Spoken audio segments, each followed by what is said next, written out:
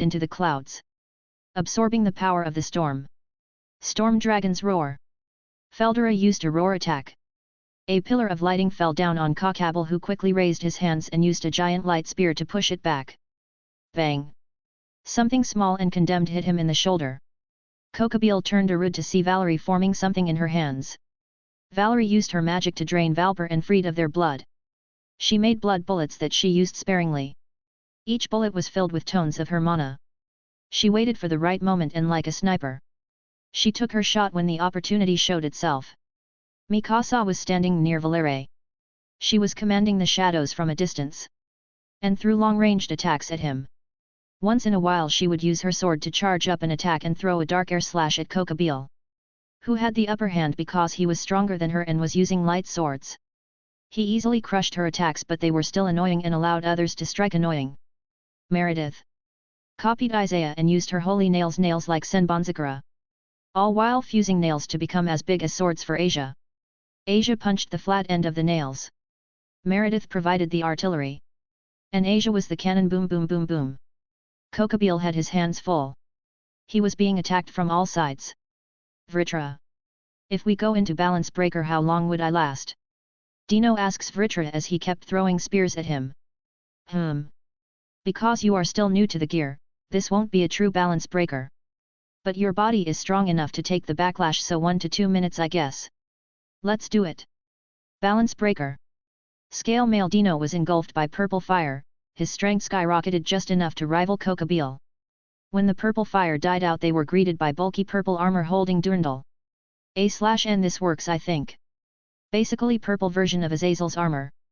https://pm1.naraei.com/6762/38bdf-d9a86ATC5f6dbd62d6c3ac6v2_hq.jpg. Ha ha ha ha. Dino, you look edgy as hell. Feldera's loud dragon voice rumbled as he laughed. Shut it, you flying lizard. I'll deal with you later. Kokabiel is first. Dino flashed. He appeared next to Kokabiel and swung his sword horizontally, aiming to bisect him. Kokabiel quickly made a light shield powerful enough to block the strike. But Durndal isn't considered a top-tier holy sword for nothing. It was powerful enough to send Kokabiel flying right where Kurama was waiting for him in his fox form, with a giant crimson fireball waiting for him. By Jehudama! Boom! A flame explosion engulfed him. Nobody said anything. They waited for the smoke to clear, being careful not to let him escape. Do a sneak attack. The devils below could only watch helplessly. They were too weak to even interfere. When the smoke cleared, it showed a black ball surrounded by a dense yellow light barrier. CRRRR. CRRRR. Flap. The light barrier started cracking. Kokabiel unfurled his wings, breaking it completely. He didn't escape that explosion unscathed. His wings and back were burned. He was late in making the barrier. My wings! My beautiful wings! How dare you! Boom boom boom boom! His monologue was stopped by Asia as she started her nail artillery barrage again. You call those wings beautiful? Ha, you need to check those eyes. Dino's wings are much prettier, black like the midnight sky. Yours is the same color as a crow that has been dumpster diving. Meredith yelled at him, but not stopping for a second with creating more nails for Asia. Nobody could tell thanks to the armor. But Dino's cheeks were bright red. He was blushing. You bitch! Bang! Slash! While his attention was on Mirdite, Valerie took another shot. Her blood bullet hit him in the thigh, cracking the bone. Misaki used her shadows to make a large gash on his shin. Whoosh! Dino appeared and swung his sword diagonally. Kokabiel quickly made a light sword to parry it. But he was tired and injured. Durandal cut through the light sword and made a deep gash on Kokabiel's chest. The only reason why he wasn't dead is because he jumped backwards, so only the tip of Durandal cut him. Just enough to land a scratch on his rib cage. But it was over. Even he knew it. He had lost. He took too much damage. His shoulder and thigh were pierced by Valerie. Misaki cut up his shin. Kurama burned his wings and back. And Dino just cut open his chest and he was quickly losing blood. Not to mention the mana exhaustion because of all the combined attacks he had to defend himself against. Crack! Dino's balance breaker broke apart. Feldera grabbed him so he didn't fall. Ah, I'm so tired. I could sleep for a month. Boom. MCPOV. Everybody turned to the golden pillar. More specifically the man inside the pillar and the sword that he was holding. Ha ha ha ha ha ha. You did it. You crazy bastard, you actually did it. Not only did you recreate Excalibur, you brought it back to its original strength. Not even he could do that. Once a holy sword is broken, it can never be truly repaired to the way it was. Ha ha ha, father must be rolling in his grave. Kokabiel laughed like a maniac, completely oblivious to what he said. But everybody heard him. Fear gripped the hearts of Zenobia and Irina. I slowly came out of the pillar as the light started to die out. Damn, they really did a number on him. Kokabiel is on his last legs. Oops. I forgot that was a secret. Well, never mind, I'm starting a new war and this should fan the flames. In the Great War then the 4 Satans died, so did God. Kokabiel gleefully revealed the truth. Zenobia and Irina break down. They fall on their knees as tears stream down their eyes. That's a lie, Irina mumbled. That has to be a lie. No, they would have told us. Zenobia yelled at him. Kokabiel just chuckled when he saw their faces filled with despair. Would they? Angels need prayers so they can stay alive, and the system that made also needs prayers so it could work. To keep the secret. The illusion that God is just dead. The church and heaven have committed and covered up countless crimes. The Great War happened 600 years ago.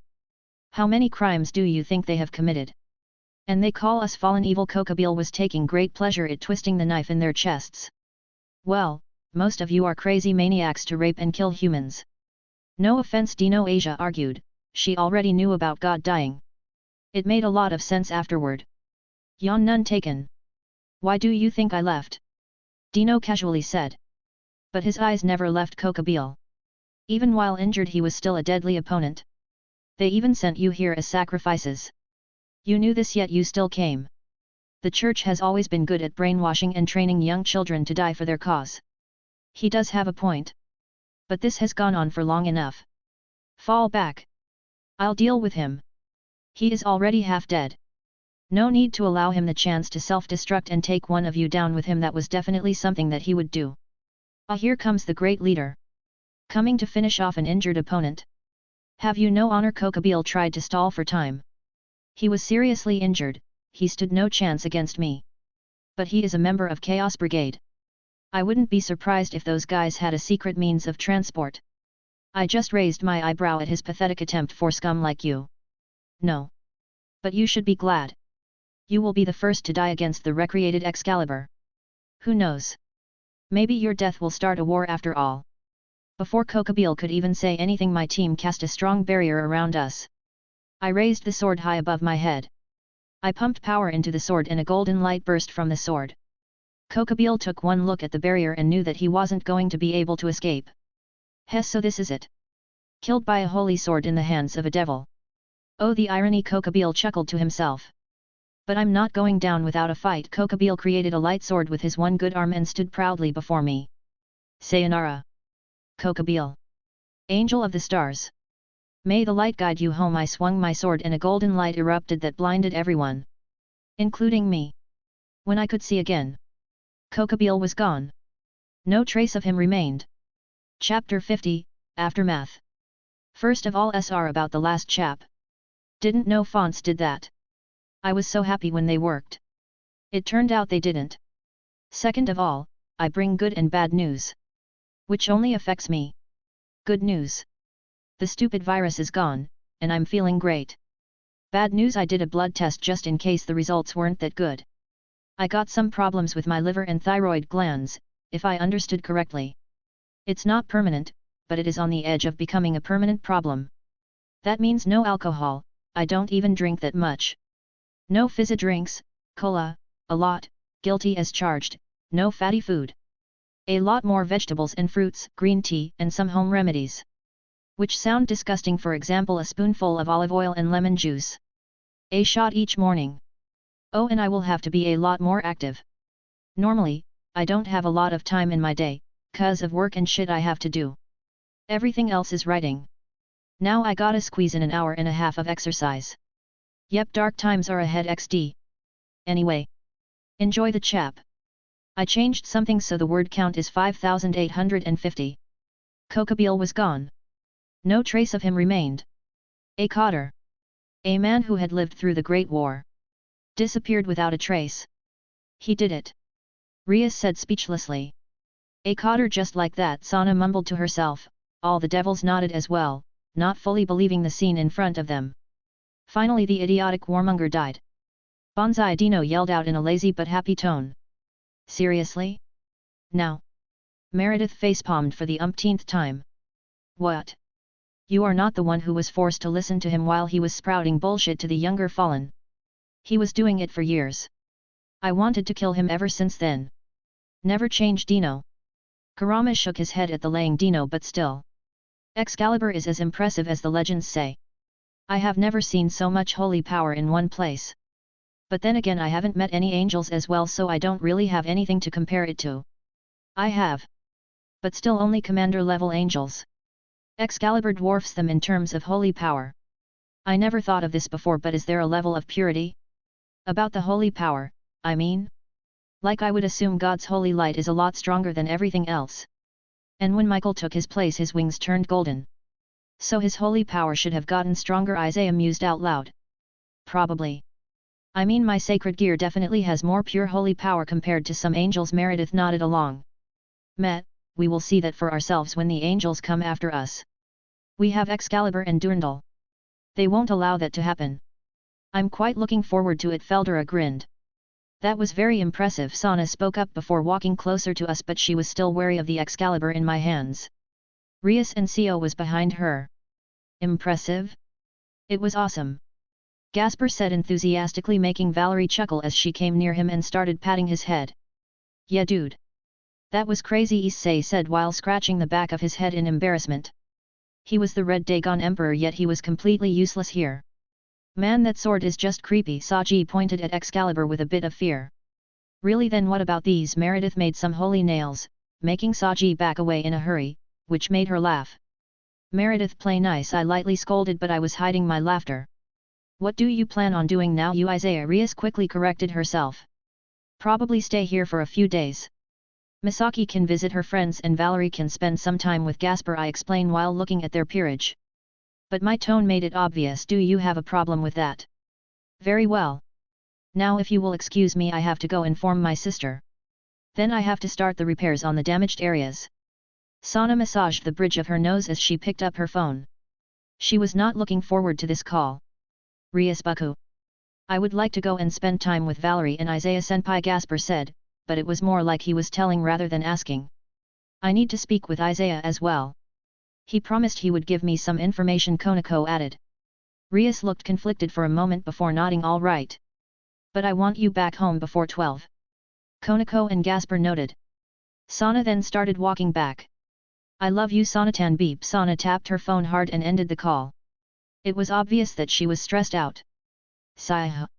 She sighed out, took a deep breath and recomposed. My sister will send the repair team shortly. She also informed me to tell you to stick around. Which I assume won't be a problem since you already plan to do so. Apparently, there will be a meeting to deal with this mess, Sona said stoically.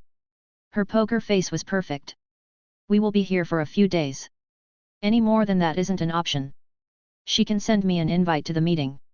And if the time and location are acceptable, I will consider coming.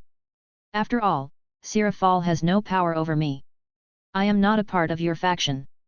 They both had nothing to say to that. Very well. I will inform Satan Leviathan of your decision. Goodbye.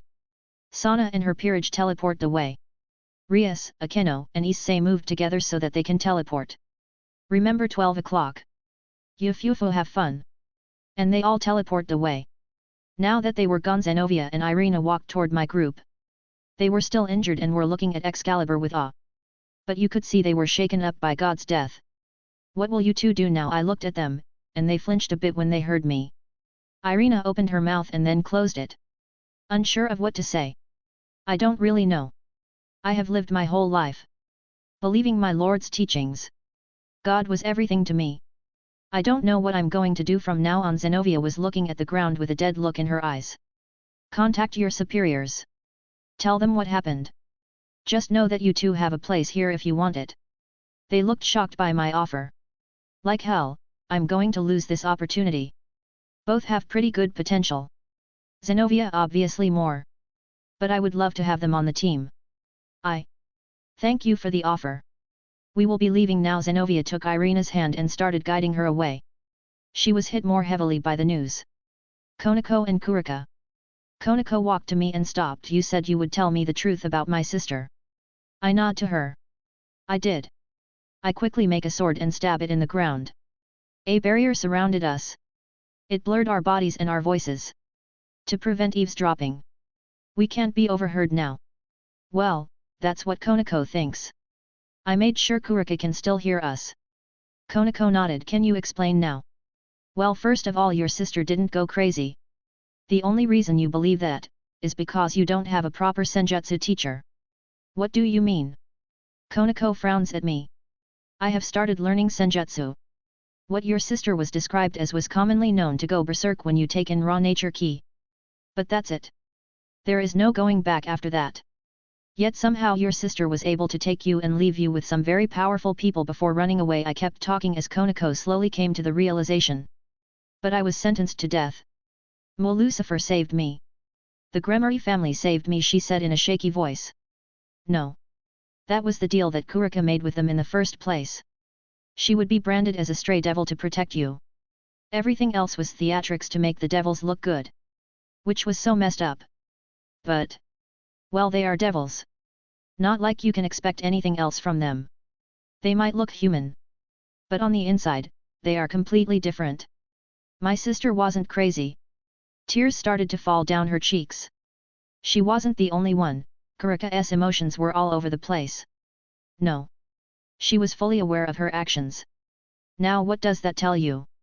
Why would your kind big sister do such a thing? Konoko looked down at the ground. Desperately going back to all the memories she avoided for years. But our master. He was kind and nice. The house of Rias is one of the worst houses in the devil faction.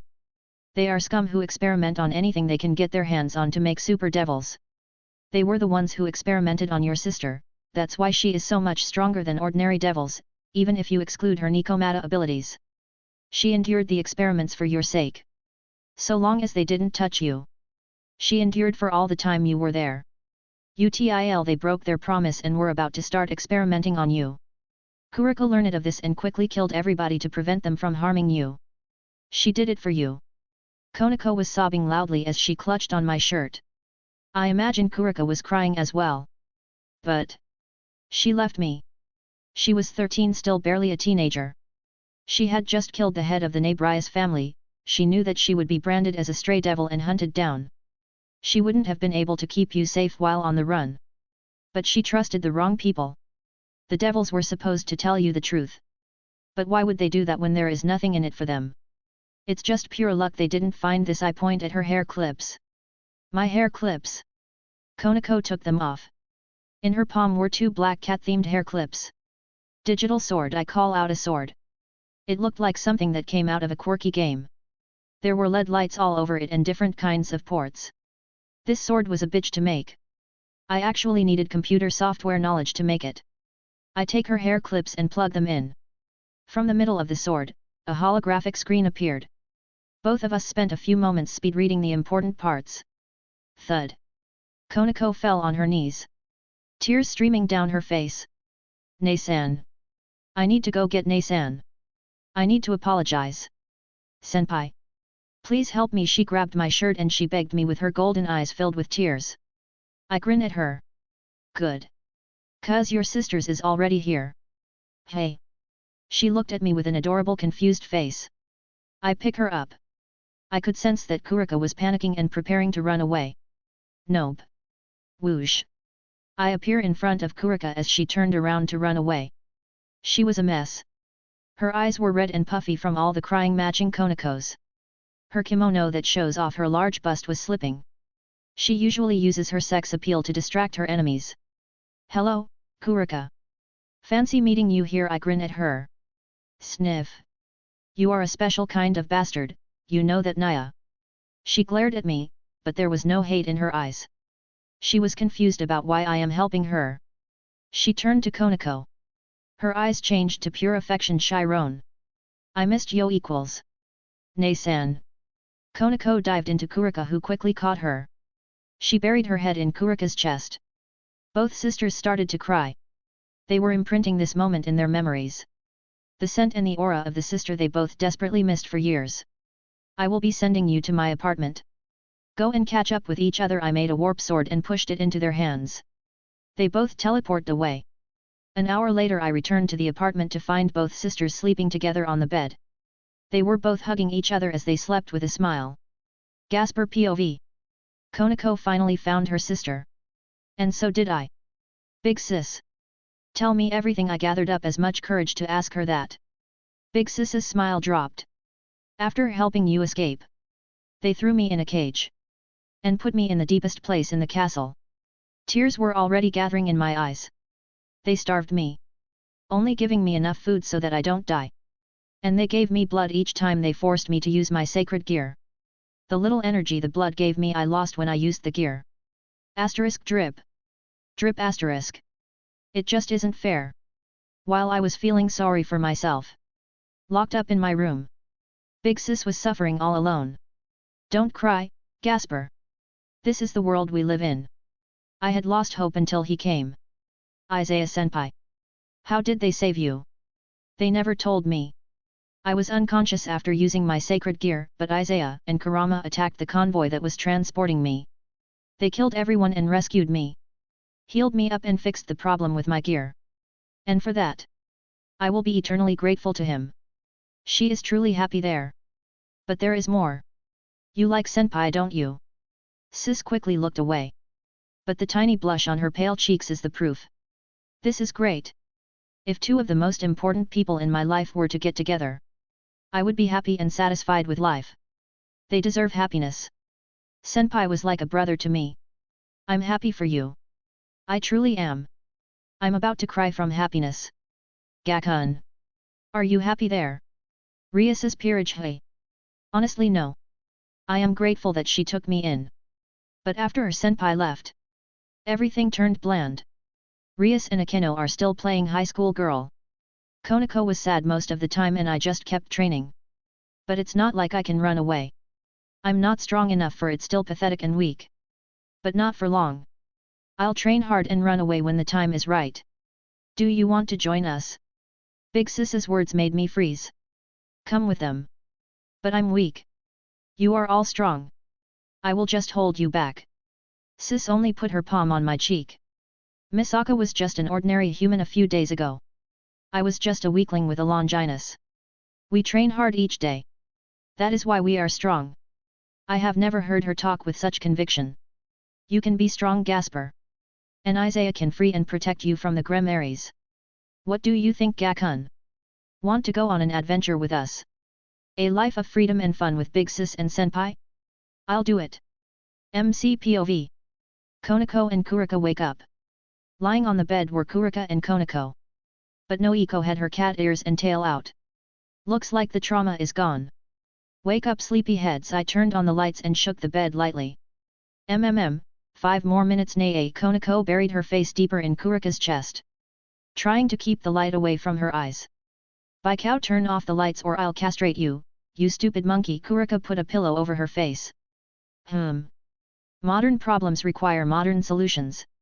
I grab the frame of the bed and flip it over. Nae. What the hell? Thud X2.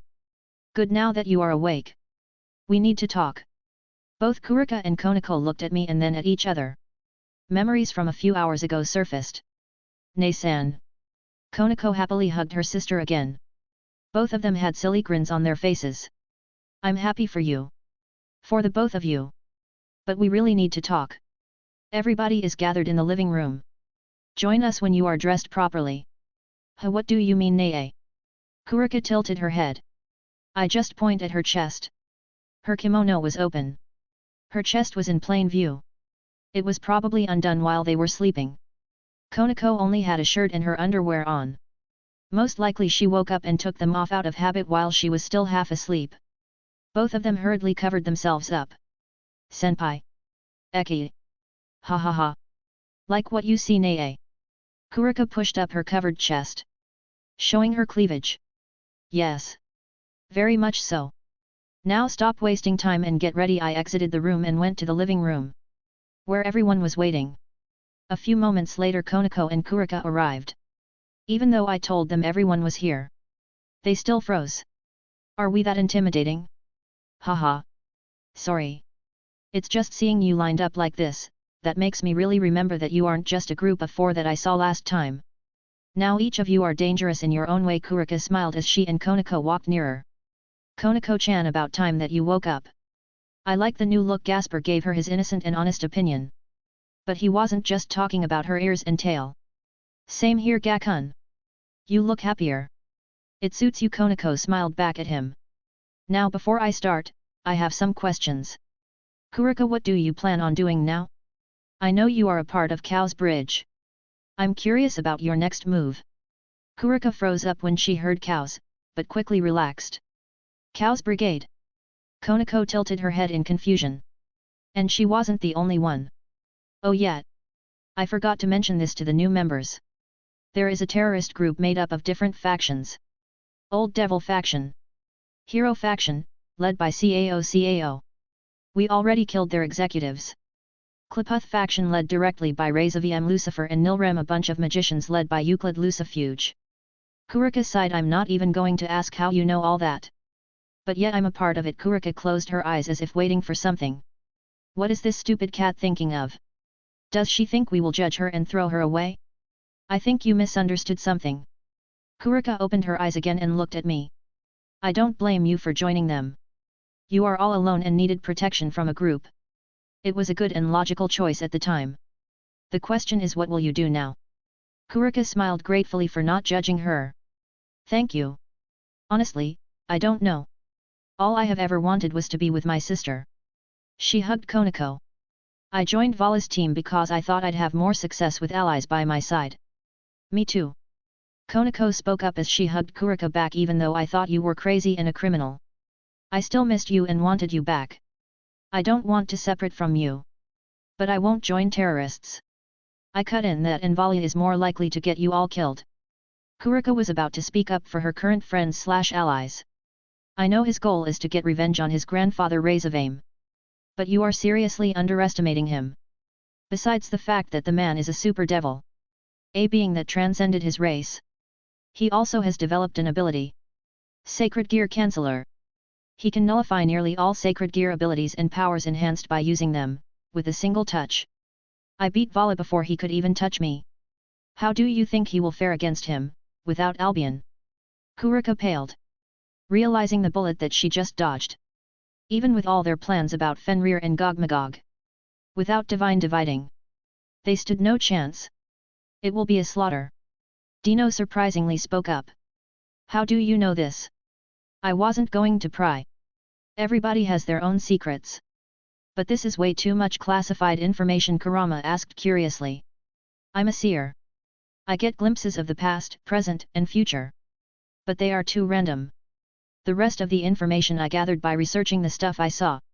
You are really a bullshit cheater, you know that. Meredith pointed at me. Sorry Isaiah, but they do have a point, Feldera agreed with her. Just how ridiculous can you get? Dino shook his head. On one hand, that totally isn't fair.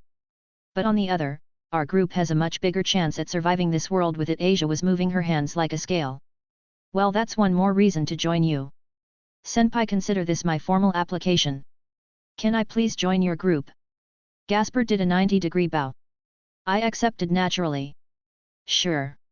We will get rid of the pesky evil piece later. Konoko Kuroka. The same offer applies to you. I can get rid of the evil piece inside you. I want to stay with you and take care of those that ruined our lives. Please stay with me.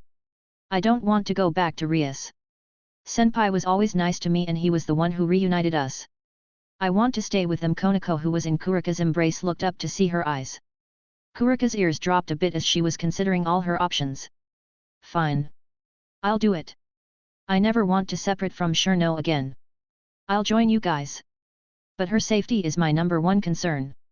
We can agree to that. I look at the others and they all give a nod along with a smile. Great.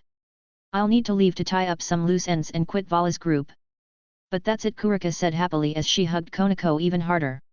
I stood up from my seat. Well, now that we have some new members, there is only one thing to do. Let's party. Decided to leave Konoko and Gasper leaving for the Alliance chapter. Rias flashback. I think that would be fun. Zenovia. Me and Zenovia were sitting in a cafe bar in town. Well, how did it go? Not well, judging by your expression. She looked like shit. Her face was pale and here were dark circles under her eyes. I talked to the church. Me and Irina are branded as heretics. The official reason is that we colluded with the devils. Well, that was obvious. They did learn one of the most important secret that heaven has desperately been trying to keep hidden. Not just heaven. The 3 factions as well.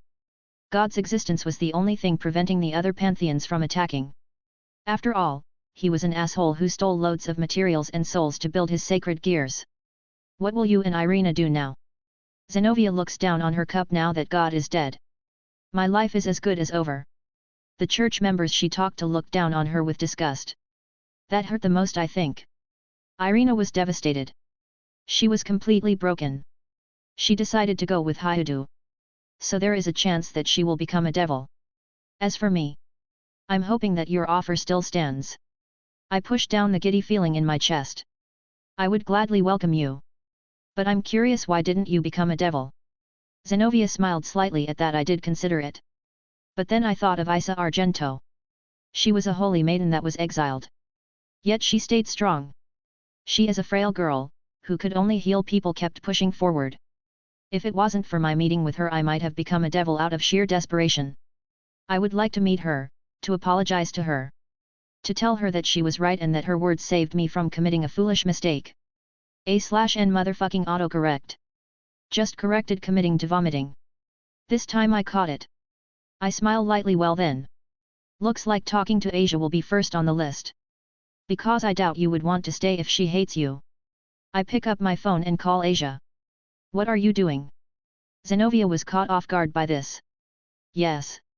Asia's voice was heard over the phone. Asia, it's me. I'm here with Zenovia. Do you have anything against her joining our group? Asia went quiet. Zenovia held her breath, waiting for Asia to reply. No. I have no reason to. I can't exactly blame a brainwashed and manipulated person. After all, I was just like her before you found me. I might not be friendly with her, but I have no problem with her being on the team. Hey, Zenovia let go of the air she kept trapped in her chest. Asia. Thank you. I deeply apologize for my behavior towards you. I promise I will make it up to you, Zenovia says as sincerely as possible. I see. In any case, welcome to the team. We will see each other soon. Asia cuts the call. Zenovia looks at me with a worried expression. Did I make her mad? Nope, you embarrassed her. Good going, by the way. She never expected anything back. So you scored yourself some goodwill there. Oh, thank God. Zenovia lets out a relieved sigh before frowning. That will take some time to forget. Force of habit. I chuckle at her. Don't worry about that. It's just an expression. Even if he is dead. It doesn't mean you have to stop using that word. Hell, even I use them. Mostly because I find it hilarious. A devil like myself saying oh my god. Cracks me up every time I started to laugh at me own joke. Well, I'm hungry. I'm going to order some food. Then we can go back to my group space. You hungry? Yes, actually, Zenobia said with a thoughtful look on her face. Good, order anything you would like. My treat. She looks at the menu and then at me with an awkward expression. Are you sure? Due to my training, I can eat quite a lot. I don't want to cause you any problems. Don't worry about it and just enjoy yourself. I got more than enough money for stuff like this. And you will need your strength for what's about to follow. Each and every member of my group must train to increase their strength. Only by being strong can we survive in this world. Zenobia nods resolutely at my words. Understood. I'm ready for any training you throw at me. Is this a challenge? Looks like I'm going to have some fun with bullying the rookies. We will see about that. Brrrr. Why did I shiver right now? And what is this feeling of impending doom? Zenobia looked at me warily. It's just your imagination. I smile back at her. This is going to be fun. Underworld. Riser POV. Bored. I'm so freaking bored. I could go have sex. But I just had sex with the maid trio. Where the fuck did Isaiah run off to? Asterisk BZZZZZ. BZZZZZ asterisk.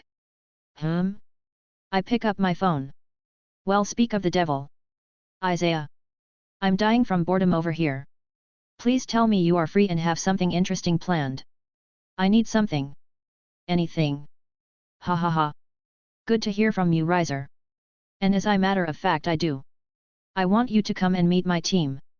A meet and greet? With Isaiah's unofficial peerage. Yes please. If they are anything like him, then this is going to be a blast. Send me the coordinates. I'll be there in 30 minutes.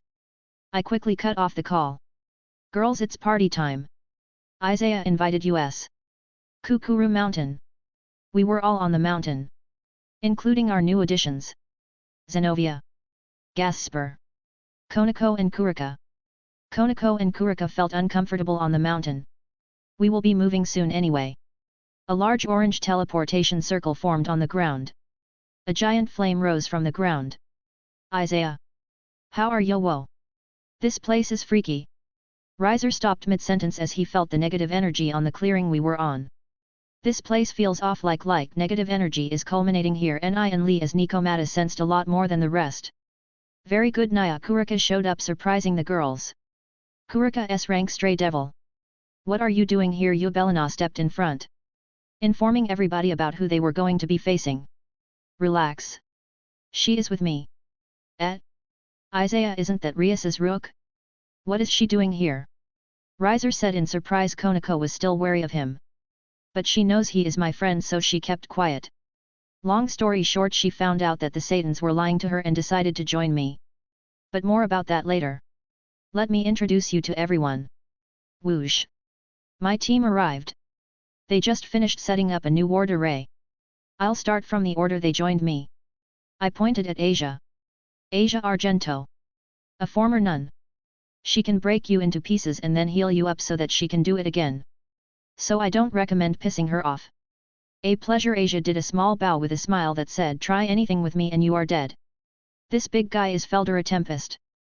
The Storm Dragon. Ha ha ha. That's right. I am also Isaiah's sworn friend. Any friend of his is a friend of mine. Feldera gives them a bring smile. Oi. Isaiah is my best friend, Riser yells out with a playful smile. Children argue later. This lovely lady is Valerie Teeps. Yes, that Teeps. She is a damfer who could burn you alive. So be careful. Valerie gives a small nod to all of them, which threw them off a bit. Next we have Meredith Ordenton. She is a support magician but has a short temper and uses nail guns for people she doesn't like. Holy nails, by the way. Hello. Keep your eyes to my face and we will have no problems. Meredith smiled brightly at him. If you don't, I'll nail gun your balls to the floor. I don't think your regeneration will help with that. Gulp. Got it. Riser stepped back a bit. Zzzzzzzzz. This lazy bum is Dino. You can ignore him. Meredith did the introduction for me. Zzzzzzzzz. Next up we have. Kurama stepped forward. His base aura had them sweating. But he quickly stopped and grinned at them. Sorry. Couldn't resist. As I was saying. Kurama is a fox yokai. So he loves to mess with people and is hella strong. He is the second strongest after me. They gave him a nod but were still freaked out by his aura. Next is the charming Aizawa Misaki. She hates perverts, so play nice or she will show you why she is the one the Red Dragon Emperor is deathly afraid of. Misaki did a little bow, charmed. Riser turns to me. Do you have any woman on your team that isn't scary? Nope, I grinned at him before moving on. Now for the newest additions to the team. Riser froze as his jaw dropped. Are you serious? I understand the blue-haired girl. But them? I thought they were guests. What about Rias? Me and Konoko left her peerage. Gasper said calmly. How? Why? Riser's brain was having trouble keeping up. Not that I blamed him. The Gremory never traded pieces. Never. They need to keep up the reputation that they care about their servants. We had a little falling out. Oh, and I still don't like you. But you are Izaya Senpai's friend. So welcome, Konoko said blankly. Riser just pointed a shaking finger at her. Izaya, what kind of mindfuckery is this? She didn't even insult me once. Am I getting punked? He started to turn, looking for hidden cameras. Nope, this is real. Since you already know Konoko and Gasper.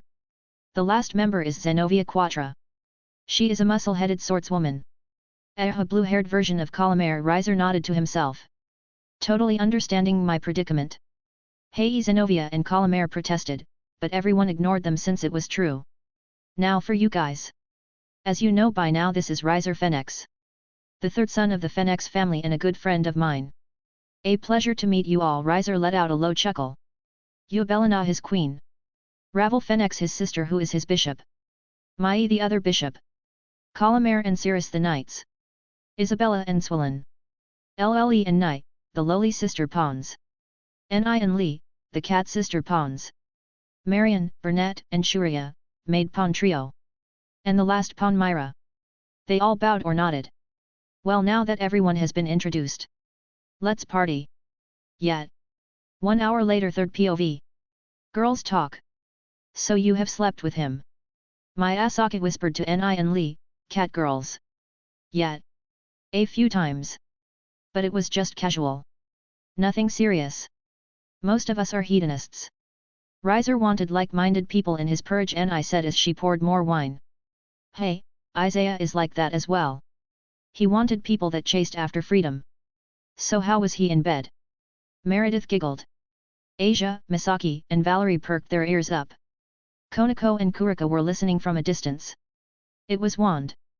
And the gossip continued. Guy talk. So you blasted apart a cotter with the most legendary sword in history? Nice. Riser nodded a few times. Yep. It was freaking awesome, Dino exclaimed loudly while swaying. Wild mead works fast. Correct. My sworn friend erased him from existency. Feldera slurred. Existence. He drank another glass all the way to the bottom. And there it to the ground. Crash. Another. Stupid lizard. Don't drink if you can't hold the alcohol. Kurama was drinking sake from his oversized cup. It was bowl-shaped like a sake cup. It was at least 30 centimeters in diameter. HAAA. You say something to me. Feldera started to shift. Yes, you are a terrible drone. Kurama froze. Ding ding ding ding. Incoming. Me and Kurama yelled out, while Kuroka was dashing towards Konoko. We all noticed it at the same time. Boom. A large object fell on the earth from the sky. The team was already in battle position. So were the others. I finally made it. A woman's voice was heard from the dust cloud. Feldera got goosebumps from the voice. He started to sweat heavily. Veladra, what's wrong? Kurama yelled out. The dust cloud cleared and it showed a big blue western dragon. Ah! It's the old hag. Run for your lives. Feldera yelled out at the top of his lungs before changing into his dragon form. I will hold her off. Remember my sacrifice, my friends. Now are you bam? Tiamat smacked Feldera on the head so hard that he was buried in the earth. You brat! Still as dramatic as ever, I see. As soon as she said those words, Tiamat shrunk down to her human form. Tiamat! Long time no see. Last I saw of her we fought until we dropped. Isaiah, you are a hard man to find, Tiamat says with a grin. Hey? Why were you looking for me? Do you want to have another fight? Isaiah poured her a glass of wine and one for himself. Tiamat took the glass. Isaiah said nothing and started drinking from his. No, I came here to claim you as my mate. Cough cough. Isaiah started choking, the wine went in the wrong pipe. Crack, Valerie crushed the glass in her hand. Ravel, Asia and Meredith just stood there speechlessly. What? Isaiah yells at the top of his lungs. Chapter 51, Fight for Dominance. Yo, sorry about the late update. Didn't write at all on Monday, and only had time to write yesterday when I got back from work. Second shift this week and there is a lot of work to be done. Like I just got back and everything is in hard mode. Loudly crying face. Word count 3400. Drop some stones if you like it. Enjoy the chap XD. No, I came here to claim you as my mate, Tiamat says in a completely serious voice. Cough cough. What? Isaiah yells at the top of his lungs. Tiamat tilted her head. I said I'm here to claim. No. No. I got that part. I mean why? Isaiah cut her off. You helped me break through. Now I have the power to roam the world without any problems. Over the past year, I have been settling some scores I couldn't before. You tied with me. At first, I came here to have a fight, see if you were worthy. But then I realized I have been waiting for centuries. You're the first to make me feel anything at all. So I'm willing to give it a try. Tiamat shared something very private, making the others go blank. You tied with her. Feldera was having a panic attack. And you want to claim Isaiah as your mate? You are like too thou bam. Tiamat smacked Feldera again.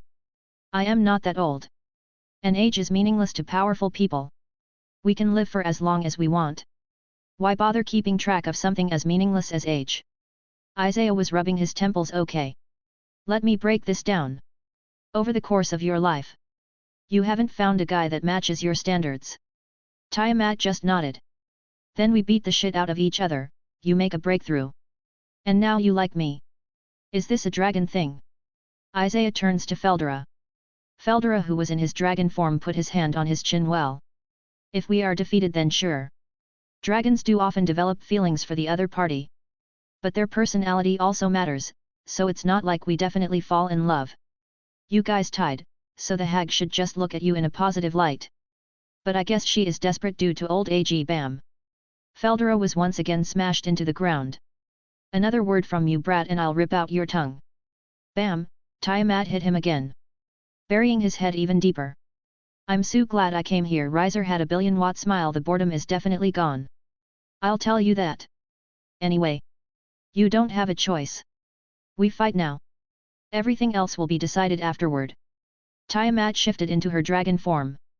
Isaiah Kurama stood next to me. No. You and the rest back away. This is my fight. Mate or not. That will be decided after the fight. And I have been looking forward to a rematch with her. Kai. Isaiah grinned as he turned off all the swords he uses for training. Boom. His power started to flow. Boom. Tiamat let her power flow as well. Isaiah then froze. Fuck. We are definitely going to blow up this mountain. Tiamat. We are moving the location of this fight. This mountain belongs to Kurama. And I don't want to blow it up. Tiamat stops her next step. Fine. Where would you like to fight? One of those empty areas in the underworld. The ones that are deemed too dangerous to enter. We should have some privacy there. I already left some markers there. So we can just teleport to that location. Tiamat nodded and Isaiah made a huge teleportation circle. As there was no need for him to hide anymore using the teleportation swords. Underworld. Everyone. Back away. And make the strongest barriers you possibly can. Isaiah commanded as he started walking forward. Got it. Kurama transformed into his fox form and slammed his palms together. Senjutsu. Crimson barrier formation. He slammed his palms and tails into the ground. His crimson fox fire started to spread, making a giant cube around Tiamat and Isaiah. Everyone. Grab a tail near the barrier and pump your power into it. Kuroka, especially you. I need more ki here. Kurama yelled out and everyone complied. Each grabbed one of his tails where it was connected to the barrier, and started to pump more power into it, strengthening the barrier. Just in time for the fight to start. Balance breaker, Isaiah called out. A short sword appeared in his hand. The sword had a red gem on the guard and a short chain on the end of the hilt. Incursio. Golden light surrounded Isaiah. When the light faded, there was Isaiah wearing golden draconic armor. It looked like a slimmed-down version of scale mail. But his golden wings were huge. Easily twice his height. Ha ha ha ha. You didn't have this the last time we fought. Tiamat said in excitement, her power exploding outward. The situation isn't that much different. You are still stronger than me. But you have spent this year, solidifying your power. Transcended, super, class is a whole different level when it comes to the quality and quantity of one's power. But you have barely begun to understand your new power. While I have made great improvements over mine. Isaiah took a deep breath. I am the bone of my sword. As soon as those words echoed, Riser's peerage paled. Oi, oi. Is he serious? Dino yelled out. Steel is my body, fire is my blood. He has a freaking drive, nay. Kuroka exclaimed, what are we still doing here? I hate to say it. But the cat has a point. Felder, a sweat dropped as he felt Isaiah's aura, and Tiamat responded by raising hers. Riser-sama. Can we run away now? One of the maids said in a terrified voice. I have created over 1,000 blades. If this barrier fails, there is no safety for any of us. Let's just hope Isaiah doesn't go crazy when he is using his drive. Kurama held on strong, keeping the barrier as strong as possible. He will be fine, Valerie says with unwavering confidence. Riser just nodded. He was a bit dazed, sure. Yet. Just sit here while my best friend is going nuclear. What could go wrong? Unknown to death, nor known to life. Isaiah's aura was climbing higher and higher. Riser ni Isama. Don't raise a flag. Ravel yelled out in panic. Senpai is awesome. Gasper was giddy from excitement. I didn't know such power was possible. Zenovia just looked at him in awe. I laugh at the world and pursue the peak. Hee hee. Of course, Isaiah would aim to be number one. Misaki chuckled to herself. It's also just like him to ignore the world and do what he wants. Asia giggled as well. I shall become the sword that severs all. Now that I do believe, Meredith pointed out. Here. Here. Lots of people called out to that. And destroy you in a world of infinite swords. Isaiah's aura went past peak ultimate class. Here it comes. Kurama yelled out. Unlimited blade works. Boom. A white sphere spread out with Isaiah at the center. It was fast and could not be blocked. In a second everyone was engulfed. When their senses came back, they found themselves in a different space. A battlefield filled with swords stabbed into the ground. There were craters and patches of blood on the ground. The sun was setting. The sky filled with clouds was a beautiful orange-red color. Isaiah directly enters drive, knowing that he isn't her opponent without it. Where are we? Asia asked in a confused voice. They were still outside the barrier, but their surroundings changed. He manifested a world.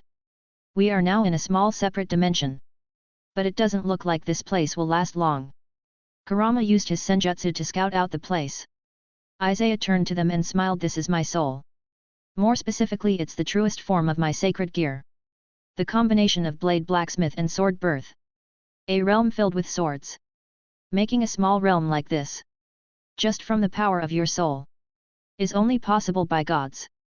Isaiah. Just how ridiculous are you going to get? Riser slumped as he sweat dropped and the others nodded alongside him. It's different from last time. Tiamat looked around, memorizing the changes. Of course it is. As I grow and change, so does this realm. Prepare yourself. Isaiah crouched down a bit. Boom, his power exploded. Reddish-black demonic energy covered him. Then again. Boom, white Toki aura joined in the mix. Isaiah summoned a new sword. Demon Swordless Vein. A curved short sword appeared in his hand.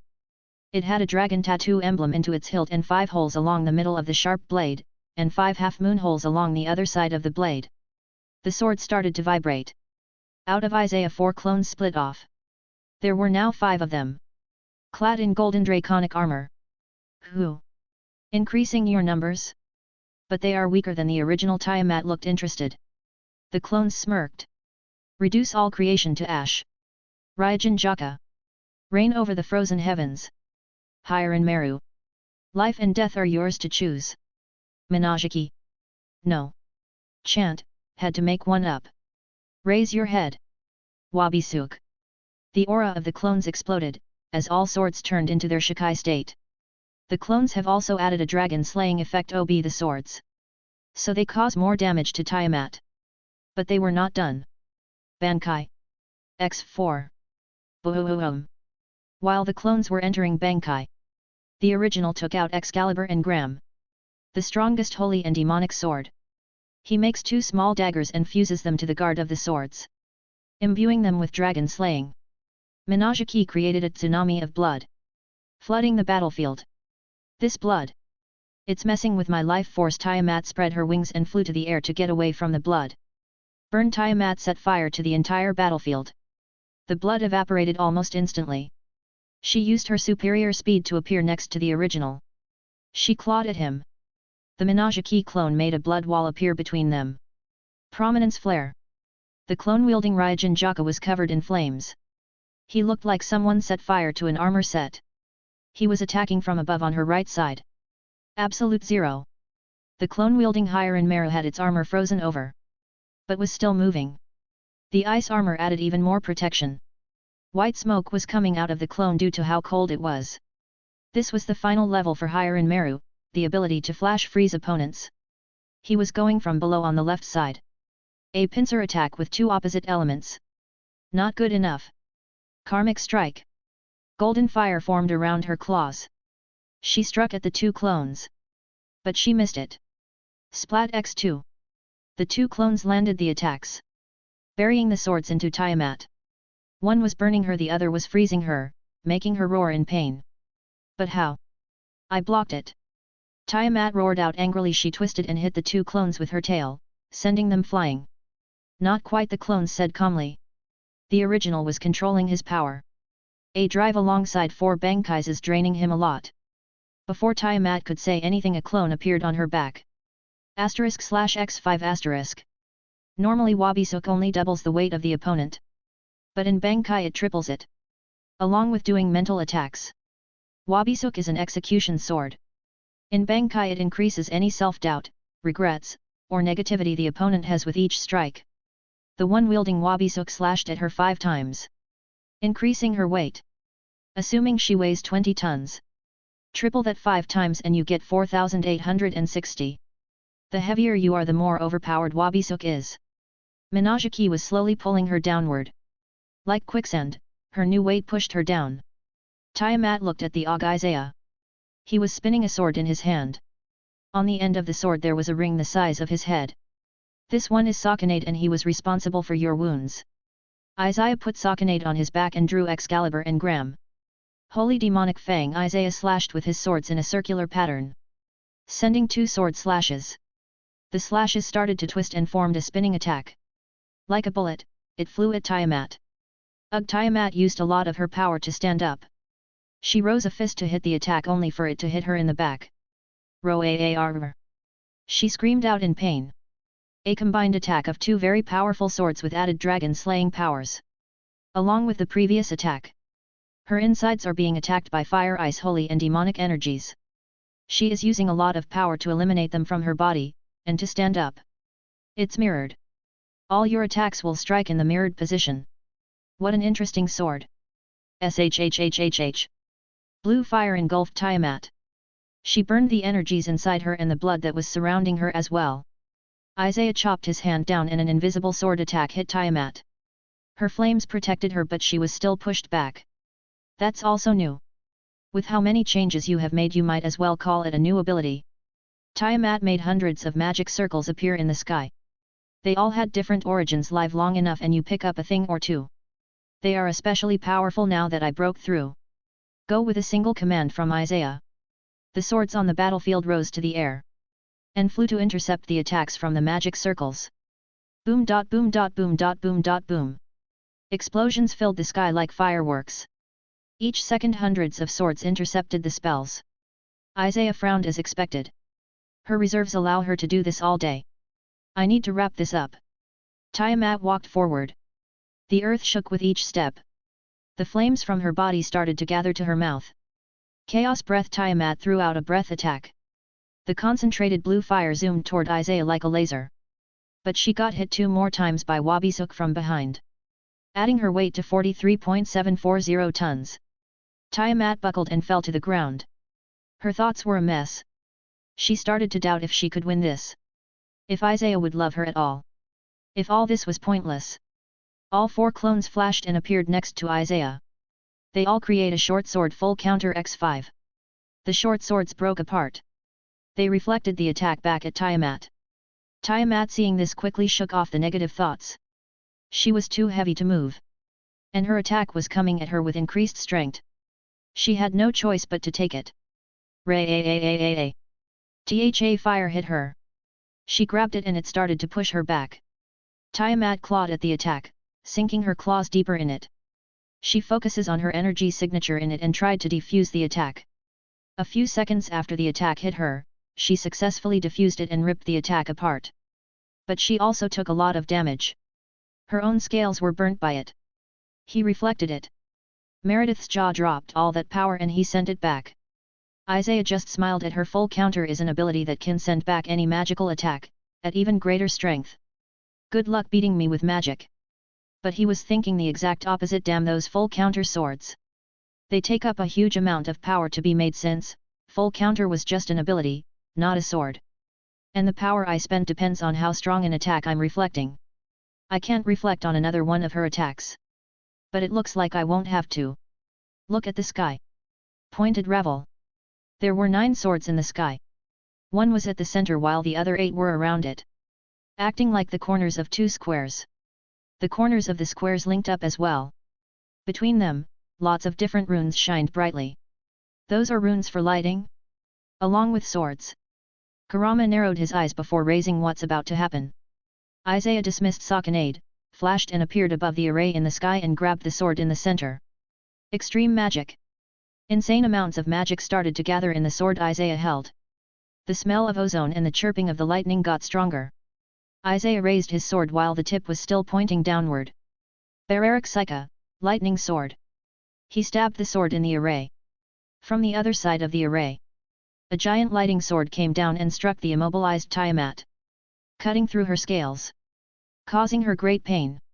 Fuck, that's brutal, Dino mumbled. Yet, she can't even fight anymore. Misaki was uncomfortable seeing Tiamat get tortured like this. But it's still incredible. Isaiah is fighting an opponent who is a lot stronger than him in raw strength. Someone who has entered the transcended class as he calls it. Asia just stood there, as she watched her leader. Yeah, but it's over. Look at Isaiah. Isaiah had stored Excalibur and Gram away. His eyes were closed and his hands spread forward. The fingers were spread apart as his hands shook. He looked as if he was holding something heavy. Resonance. Bzzzzz. Bzzzzz. Bzzzzz. Every sword in the realm started to shake. A white orb appeared out of each sword and flew to Isaiah. The orbs gathered together, forming one giant ball of light. Isaiah thrust his hand into it. Oversoul. Spirit of sword. The orb shined brightly. When the light died out, everyone's jaws dropped. Isaiah was holding a light blue spirit sword. It was 20 meters in length and 2 meters in width. Isaiah brought the sword down and pointed at it at Tiamat's face. This sword can do lots of physical damage. But its true power allows it to cut the soul directly. Do you yield? Tiamat looked conflicted. I wasn't even able to bring out my full power. No, even if I did, the result would have likely been the same. He maneuvered me where he wanted and destroyed me. He never planned on fighting me head-on from the start. The battle was over before it even started. I lost. Yes. I yield. Tiamat nodded solemnly. Isaiah sighed out in relief as he dismissed the clones and all the swords. Woohoo! The realm started to close. Slowly it shrank until it was absorbed back into Isaiah. Tiamat turned back into her human form. Her skin was bruised, burnt, and had frostbite. But her eyes were locked to Isaiah's. I lost. I would like to hear your choice. You can tell me to leave or you can accept me. Tiamat resolved herself to hear his decision. I can't promise I'll accept you. Tiamat's heart dropped at his words, but I can give you a chance. You like me. I may not like you like that, but I do consider you a friend. If I don't try, I can never know if this will work out or not. What do you say? How about we try getting to know each other better before they claiming a mate thing? Isaiah smirked a bit at the end. Tiamat went and hugged him. I would like that. Good. Because I'm about to collapse. I used too much power. Isaiah started to fall backward. Wait. I'm low too. Tiamat, who was hugging him, fell with him. Thud. Ouch. His team dropped the barrier and rushed toward them. When they arrived, Asia and Valerie started to heal them. You are a reckless idiot. Asia yelled at him. Valerie stared down at him as well. It was obvious she was not happy he pushed himself this far. So, did Tiamat join the team? Dino asked with a smirk as he looked at us. Me laying on the ground and Tiamat on top of me. Her injuries were bad, so they didn't move her. Well, did you? I asked Tiamat, who was smiling yet. I think I would like that. Veladra paled. Heya aha. Seeing his expression, Kurama laughed, then smacked him on the back, making him stumble. Continue the party. Kurama grinned at me. Of course. Get the drinks. Let's get this party started again. Meredith yelled out happily and the others cheered. Another member joins the team. A/N. Normally Tiamat is stronger than this. But Wabisuk is OP. Her real power will be shown later. My version, breakdown. I am the bone of my sword. Steel is my body, fire is my blood. I have created over 1,000 blades. Till here it's the same as Og. Unknown to death, nor known to life. All in one sentence. I feel like this should be said faster. The Og was a bit too slow for my liking. I laugh at the world and pursue the top/peak. Both boosted gear and divine dividing have laugh and pursued, but they refer to great red and off eyes. I want something beyond both of them. I shall become the sword that severs all. Everything in existence. And destroy you in a world of infinite swords. Unlimited blade works. Sword domain, number. Original chant. I am the bone of my sword. Steel is my body, fire is my blood. I have created over 1,000 blades. Unknown to death. Nor known to life. Have withstood pain to create many weapons. Yet those hands shall never hold anything. So as I pray. Unlimited blade works. Drag. I, who am about to awaken, am the heavenly dragon who has stolen the principles of domination from God. I laugh at the infinite, and I fret over the dream. I shall become the red dragon of domination. And I shall sink you to the depths of the crimson purgatory. Albion. I, who am about to awaken, am the heavenly dragon who lost all to the principles of supremacy. I envy the infinite and I pursue the dream. I shall become the white dragon of supremacy. And I shall take you to the limits of innocence. Chapter 52, 3-Faction Meeting. After the whole Kokabiel fiasco, the 3 factions decided to hold a meeting in Kuah Academy. Guess who got an invitation? Azazel told me I was invited as a leader of a group filled with strong individuals. Not as some grunt to go give a report. He was treating me as a separate faction. Smart guy. Things would have gone hostile if the devils tried to order me around. Thanks to our appearance in Kyoto, they know we are more than 4 people. They probably want me there to hear my side of the story. Maybe even bully me into their alliance. Considering I have Excalibur and Durandal. The church in heaven won't sit quietly. But if they think they can threaten me, they have another thing coming. And why the hell did they choose Kuah Academy? Neutral ground my ass. We could have gone anywhere else. A freaking penthouse would do. We all sit on the top of the penthouse and all their mob army defends us.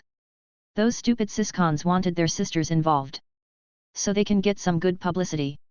Being present on a historical moment like the alliance forming. Yet, can't really get better publicity than that. Team meeting. Okay, I just got a call from Azazel. He called me about the thing Sona was talking about. The 3 factions are having a peace meeting. Officially is just a meeting to talk about Kokabiel and that whole mess. I skip right to the most important details. And since you were the one who killed Kokabiel, with a legendary sword at that. They want to ask some questions, Meredith noted along. Do you need me there? I could help fight off the pressure. I have been planning to quit as the referee in the rating games. My debt to Ajuka is already paid. I just continued for added benefits. Tiamat offered. Since she was now transcended/super class. If she showed up they would know my faction has some serious backing. Which reminds me. I need more people. A group of powerful people is not a faction. They are nothing more than terrorists. A faction means a lot more. Having members, sources of income, making trades with other factions, and much more. But I got the base covered. Without the prerequired strength, we would have been eaten alive out there in the real world. Now that we can defend ourselves, it's time to grow and expand. We will travel the world, seeing the sights, gathering people and funds. But that will take time. And it's not like I'm in a hurry. As funny as that would be, there is no need. They can stop me if I want to run away. So there is little danger for us there. But you can still quit if you want. There was really no need for her to waste her time with the devils. Okay. So who will you be taking? Valerie asks me. I won't be taking you with me, Valerie. It's too risky. You are our lifeline. Sending you on the front lines is not a smart idea. Only Dino, Feldera, and Asia will come with me. The rest can hang out in Kurama's mountain or at Tiamat's cave. I'm fine with that, Asia nodded. But I'm guessing it's because she is going to be having a few words with the Heaven representative. Good luck, Michael. A meeting with the most powerful people in the biblical faction. How exciting, Feldera grinned brightly. I'm going to see my old man? What a drag. Dino slumped even further on his seat. The rest can start training. Gasper, I have already sealed your sacred gear. So there is no worry about it going out of control. You can train to your heart's content. Got it. Gasper saluted. Konoko, Kuroka. I have given you the same swords as Kurama. More or less. He is staying with you so you can ask him for tips. Kuroka can guide Konoko better as you are sisters. But even if Kurama is from a different race, he is far more experienced and knowledgeable about Senjutsu. So you can ask him for advice. Okay, no problem. Nae. Konoko and Kuroka nodded. Zenobia, you and Misaki can train your swordsmanship and stamina. Since you are both human and swordswoman, your training is more or less the same. Both of them nodded. Good. The meeting is about to start. Asia, Feldera, Dino, you guys can head on without me. I need to make a pit stop in the underworld. Why do you need to go to the underworld? Konoko tilted her head. The rest of them were also curious. Seeing their faces, I couldn't help but grin. To pick up our next member, of course. Meeting. Cael Academy. There were 5 chairs on the table. One of them was empty. Sertsks and Seraphil on one side. Behind them were the Graphia, Sona with her peerage and Rias with her peerage. With her new knight Irina. Michael sitting alone with Griselda Quarta behind him. And Azazel with Vala, who was behind Azazel but he had his back against the wall. He is late, Seraphil grumbled as she tapped her foot on the ground. He will be here soon, and there is still time before the meeting starts, Azazel says without a care in the world. It's still common courtesy to arrive earlier at a meeting. And why did we give him a seat? Sertsks frowned, not understanding why someone like Isaiah is sitting on the same level as them. The devils behind them were feeling awkward. That guy is a bit troublesome. I don't want to get on his bad side. If you antagonize him, that's your problem. But leave me out of it, Azazel says casually while waving his hand. The other leaders were surprised by this statement. What could have Isaiah done to get Azazel value him so highly? Hey Sona Satrai. Something has been bothering me. Why is the sacred gear signal on your pawn different? Azazel looked at Saji, more specifically, looking at his soul. Saji shivered. He felt like a test subject on a table ready to be cut open. Really, Sona-chan? Said Seraphil in her business tone. She couldn't play around here. I made a deal with Isaiah. One sacred gear for another. We got Starling Blue in exchange. Sona lifted up her glasses, making them flash. This information surprised the others. Really? Michael said in a surprised tone. Who? And it was done without any consequences to the host. Azazel leaned forward, excited about the news. Sona nodded. So he has a way to take out or exchange sacred gears with no harm done to the user.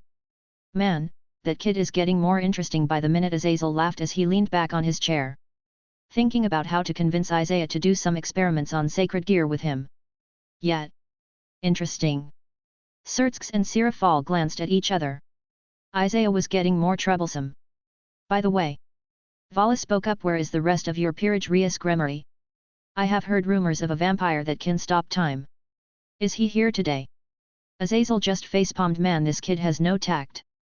Only revenge and battle are on his mind. Is he gay? Actually, I hope that he is at least gay and not asexual. Ajilka spends all day in his lab. The last thing I need is him going around randomly picking fights all day. Sertsk fought down his flinch.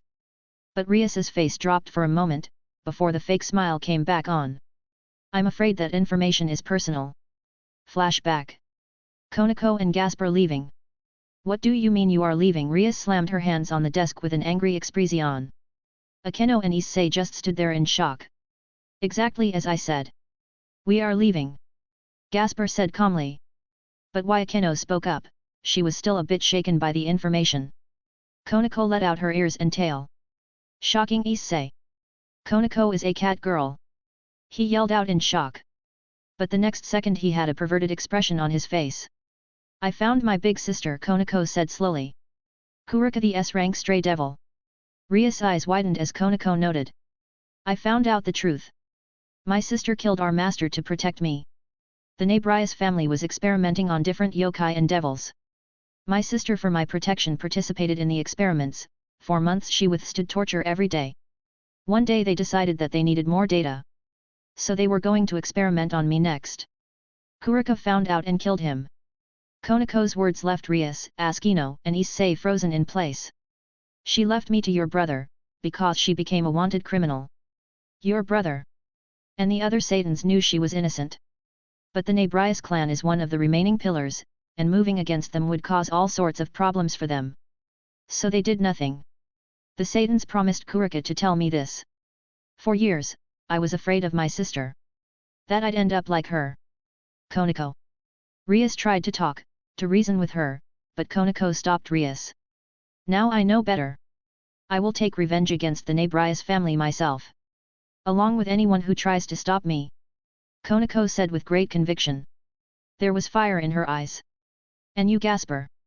Akeno asked softly. She already knew that they will leave. I found my big sister as well. She sacrificed herself to let me escape. Now that I found her again, I'm not leaving her alone. What about Buku? Didn't she save you as well? Issei asked in a confused tone. Everyone was leaving.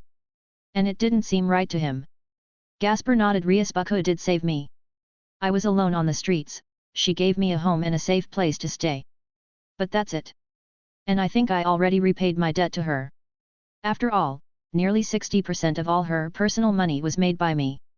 Gasper threw a dagger at the floor and a teleportation circle appeared from it. A silver magic circle with a broadsword in the middle. It had wings coming out of the handle. The Sword of Freedom. A second later Isaiah appeared in the orc. Kiba.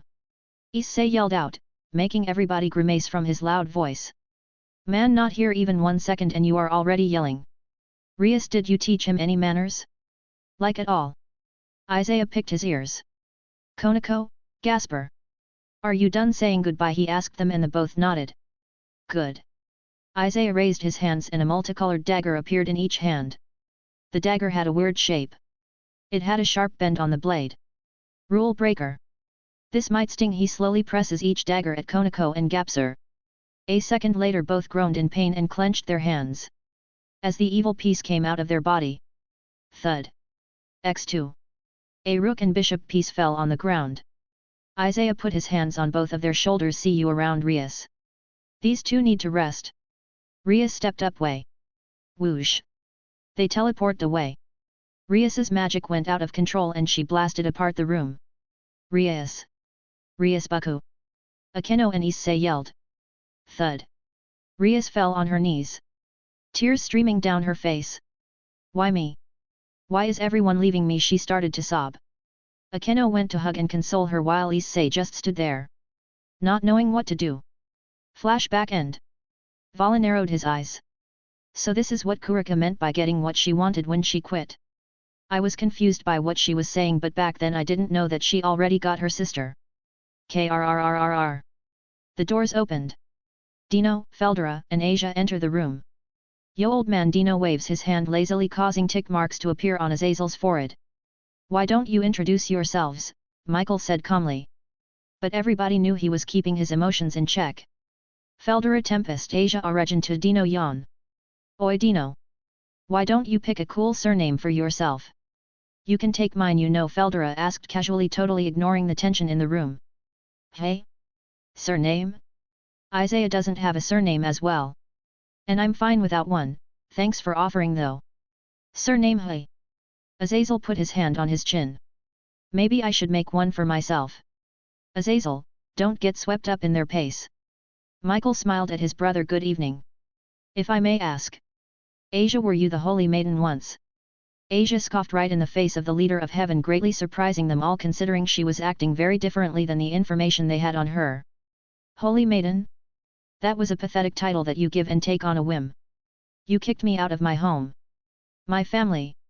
Just because I healed a devil. After all, no one must know that God is dead. Even if innocents suffer for it. All in the name of the Lord, right? Asia glared at the leader of heaven, who just sighed. We had no choice. We angels depend on the faith of humanity. Twilight healing couldn't heal devils when God was alive. Since it can heal now, it shows that God isn't with us anymore. The only choice was to exile you, Michael said in a sad tone. The angels were created to protect humanity even at the cost of their own lives. Now you are sacrificing it just so you can stay alive. And you call the devils evil? Isaiah was the one who saved me from being killed by the fallen and Rouge exorcists. Apparently, after that a devil was supposed to resurrect me into a slave. So all three factions have acted with hostility against me. Funny how that happened. Asia stared down at the leaders sitting at the table. Feldera smirked. If it were up to me, I'd let the entire biblical faction burn to the ground. Well, good thing it isn't up to you. Sirafal glanced at him. Forgive me if I'm wrong. But aren't you one of Tanan's children? Sertsk asks nicely. Yes, I am. That reminds me. I didn't inform Dad or Mom about this. They will figure it out. Feldera shrugged his shoulders without a care in the world. Where is Isaiah? Serafal cut straight to the chase. Dino slowly unsheathed a dagger. The others looked at him with interest. There was nothing he could do to them with just that dagger. Dino throws the dagger in the air, causing the markings on it to glow. Whoosh! Isaiah appears in the room to snatch it mid-air. Minato style. Surprising all of the people in the room. Sorry, I'm late. I had some urgent business to attend to. Isaiah ignored their stares and sat down at the fourth side of the table on the empty chair. That was a cool entrance. What were you so busy with? Azazel asked curiously. Isaiah just smiled. Flashback 30 minutes earlier. MCPOV. I went ahead and grabbed Ingvild Leviathan from the Citri hospital. Sertsk and Serafal have left the underworld and took some of their army with them. Falbium and Ajilka were keeping watch for the old Satan faction. No one was there to stop me from taking her. I left her with the other half of the team. Kurama is watching over them. And Valerie can fix her sleeping disease. Another piece taken off the board. First Valerie, then Meredith, and now Ingvild. The plot has gone to hell, but at least my team will be very well protected. Time for the meeting. Whoosh! Back to the meeting MCPOV. Recruiting a few more people to my group. Now shall we get this meeting started? I clap my hands with a smile. Vala growls at me. His killing intent is obvious. Vala. Calm down. Azazel looks at my group. Where is the other blonde girl? The vampire. I was looking forward to talking with her. She is with the rest of my team stationed in Japan. A small lie but true. With Tiamat on our team. We technically have a base in the underworld. Her territory in the familiar forest. We should build a safe house there. Stationed in Japan? You have other branches? You sure do work fast, Azazel says in fake surprise. This sneaky bastard. He already met my team, he is playing it off like our exchange didn't happen. I'm pretty sure he also has some people in Kyoto, so there is a chance he also knows us from there. Yep, a lot more. So let's get this meeting started. I say casually, basically disregarding their authority as faction leaders. This time the incident Kokabiel caused is quite grave. Michael says solemnly. Sorry about that. Azazel says calmly, one of mine got a little out of hand. Not to mention the incident after his actions. We are not sure how. But the Pope as well as some angels have died. Griselda gives her reports on the matter. So did Rias and Sona. Isaiah Michael turned to me. What else is there to say? I saw an opportunity and I took it. I also had a bone to pick with Valper. I enjoyed ripping his heart from his chest. I honestly didn't care about Kokabiel. But he insisted on attacking me. He practically committed suicide. They frown at my words but don't say anything. I'd like to hear the general of the fallen angels' opinion on the reports. Sertsk turns to Azazel. There is nothing much to say. Kokabiel acted on his own accord. Azazel says calmly. It has nothing to do with you. Michael asks in his usual calm and soft voice. Azazel nodded. I was waiting to find out what his objective was. I was even in the city to personally stop him. Well, I was going to send Valia in first. But it looks like Isaiah and his team took care of him. Dino, good job by the way. Azazel praised his son. Dino only face-palmed. Please stay on topic. Sertsk sighed at Azazel's weird personality. Kokabiel is dead. He won't be a problem anymore. I spoke up. Our concern is Kokabiel's motives. He said he was not content with your decision, Azazel. Michelle points out. Yet. He was not happy when I pulled out of the war, when we're in the lead. I have got no interest in war anyway. You just want more time so you can do your research. I look at the man. Guilty as charged, Azazel says smugly. He was an unstable individual then. Sirafal asks as politely as possible. He was a psychotic warmonger. There is no need to sugarcoat it. Sirafal sent a small glare my way. Azazel chuckles. I have heard some things about you devils too. So it's not like you are entirely clean as well. Sertsk spoke up. That has nothing to do with this conference. This is ABO. But Azazel interrupted him. That's enough of the small talk. Let's sign the peace treaty already. This surprised some of the viewers. You were aiming for that from the start anyway, weren't you?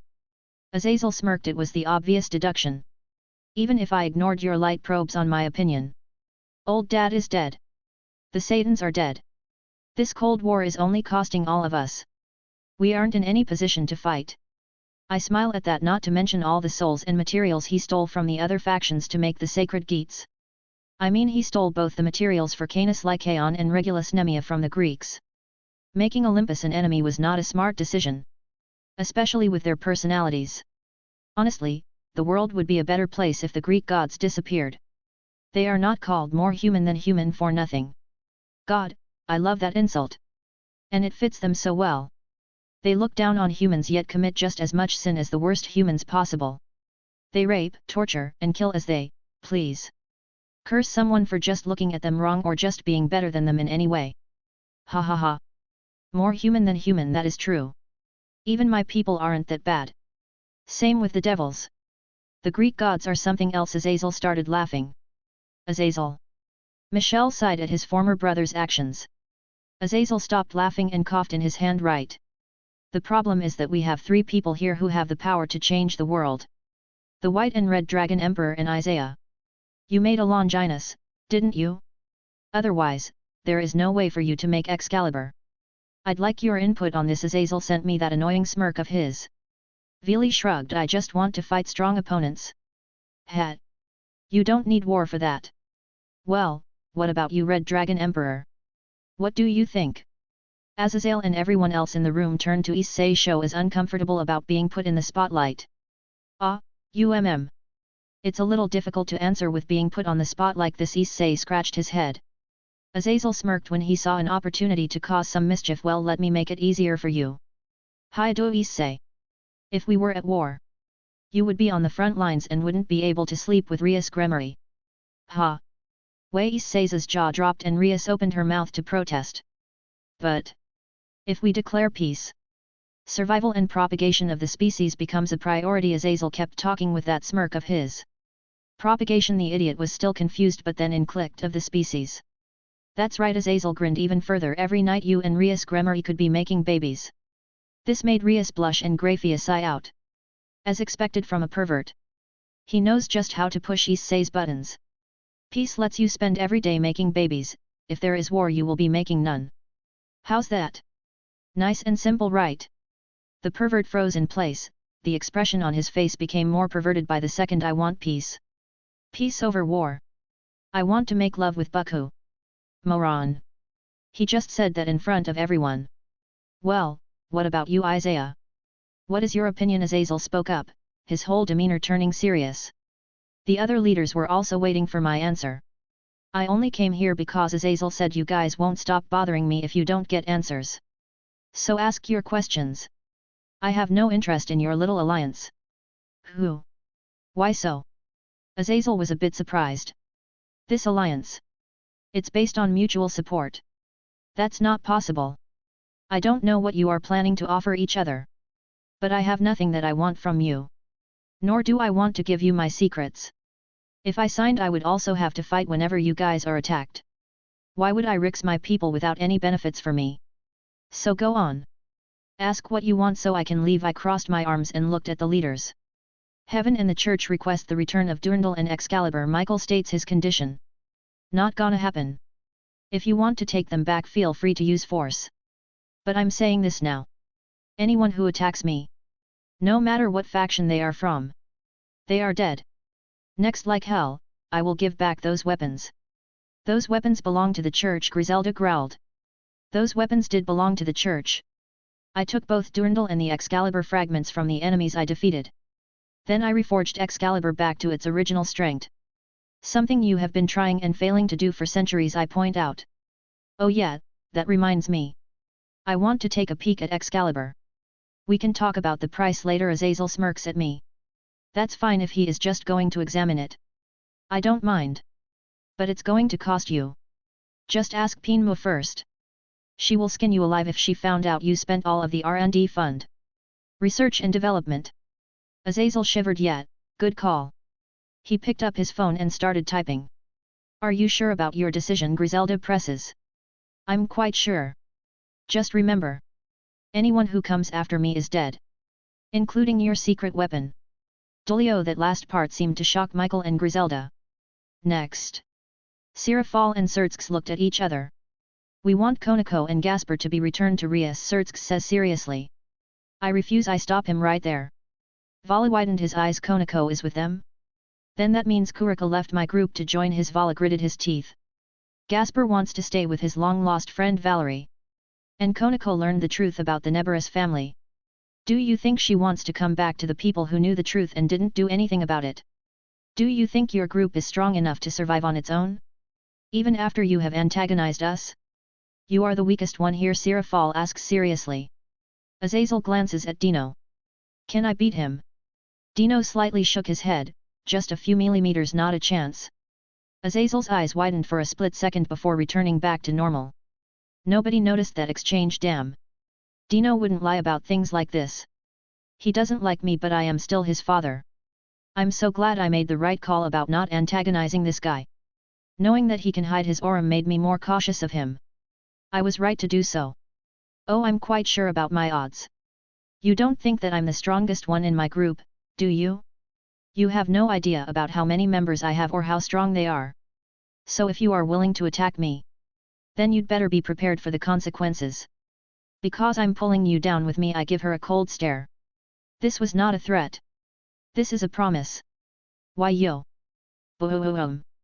Chapter 53, Cael's brigade attacks. Boom. Sirafal was interrupted by a large explosion coming from outside. The explosion shook the building. So they are finally here. Cael's brigade. What's going on? Issei yelled out. While the girls were hanging on to him for their lives. We are being attacked, Sertsks said calmly as he gazed out the window. There, the guards they brought were fighting against magicians. Magicians, hey? Azazel did not look impressed. Low-level ones at that. I follow up to Azazel's remark. Since they didn't catch Gasper this time around to stop time, they had to fight the guards. Which means there will be quite a lot of bloodshed. Not that that matters. Isaiah. Feldera steps up. I raise my arm to stop him. Don't worry about it. Just watch your backs.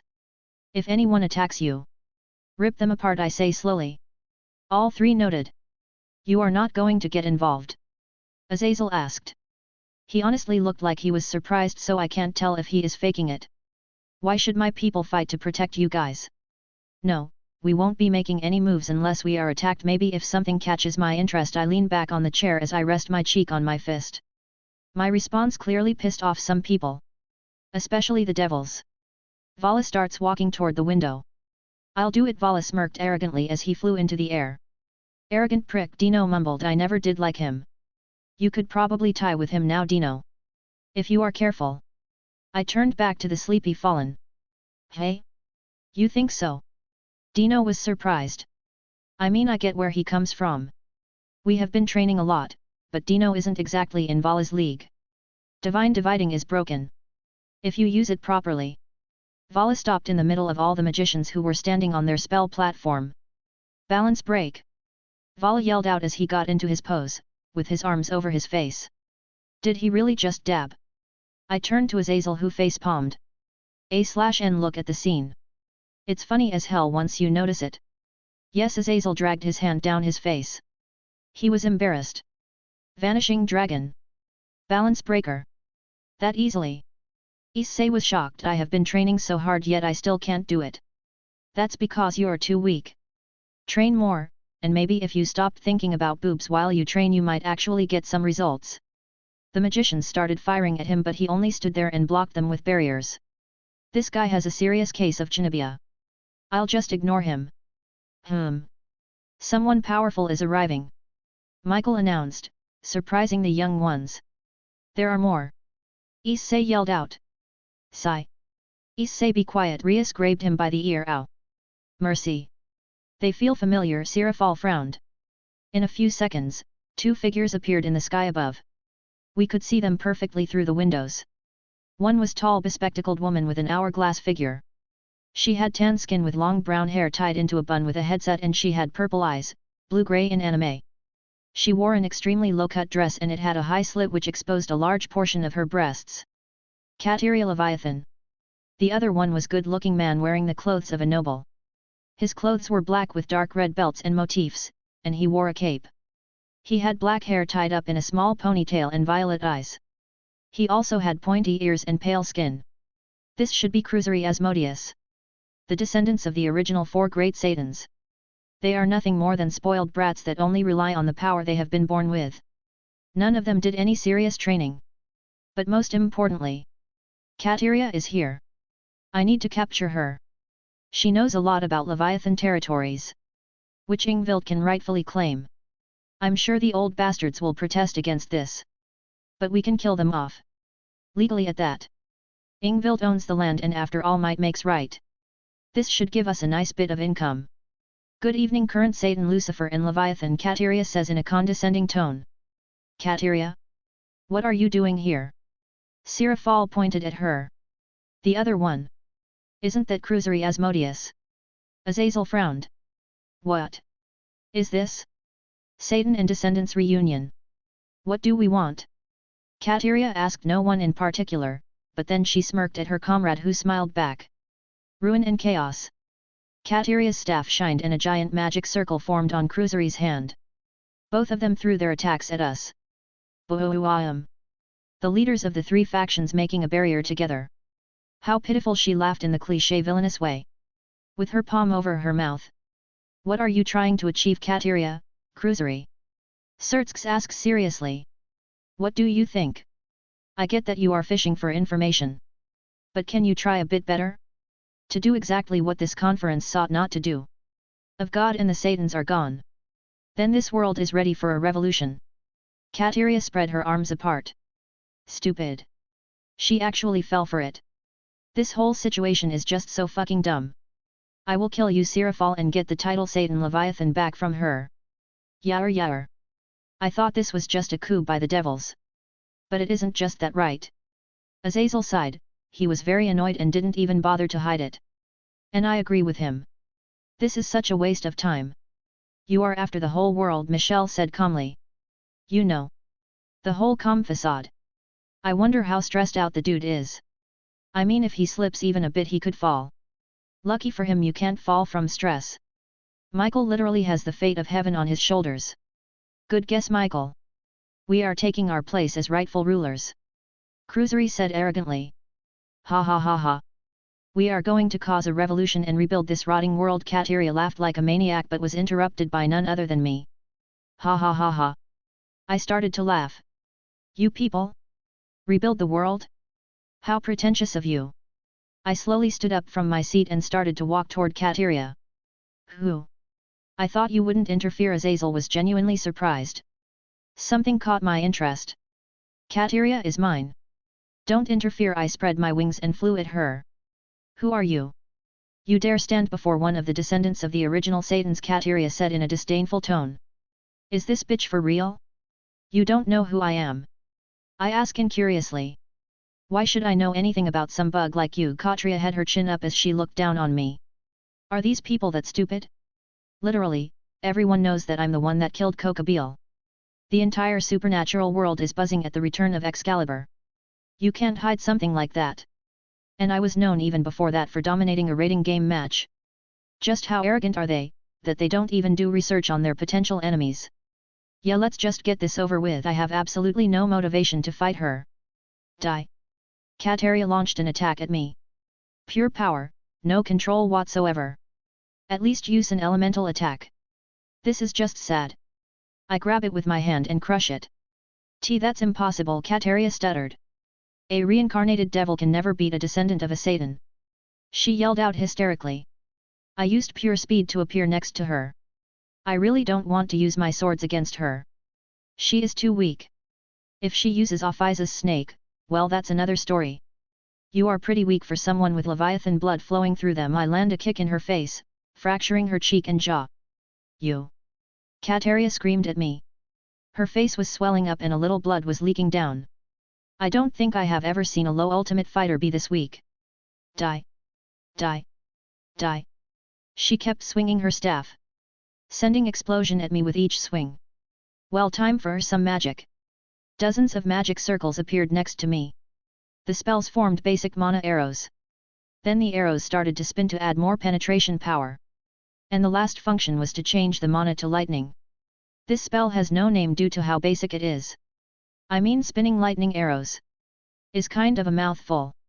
Hundreds of lightning arrows flew at Katerea, who hurriedly put up a strong barrier. The arrows rained down upon her. She was getting pushed back. Small cracks started to appear on the barrier. While I was playing with Katerea, I noticed some of the magicians managed to block Vala's lightning wide-range attack. Interesting. Those few that did block that attack have some potential. I do need some grunts to start building my faction. I'll just build it and leave someone capable in charge.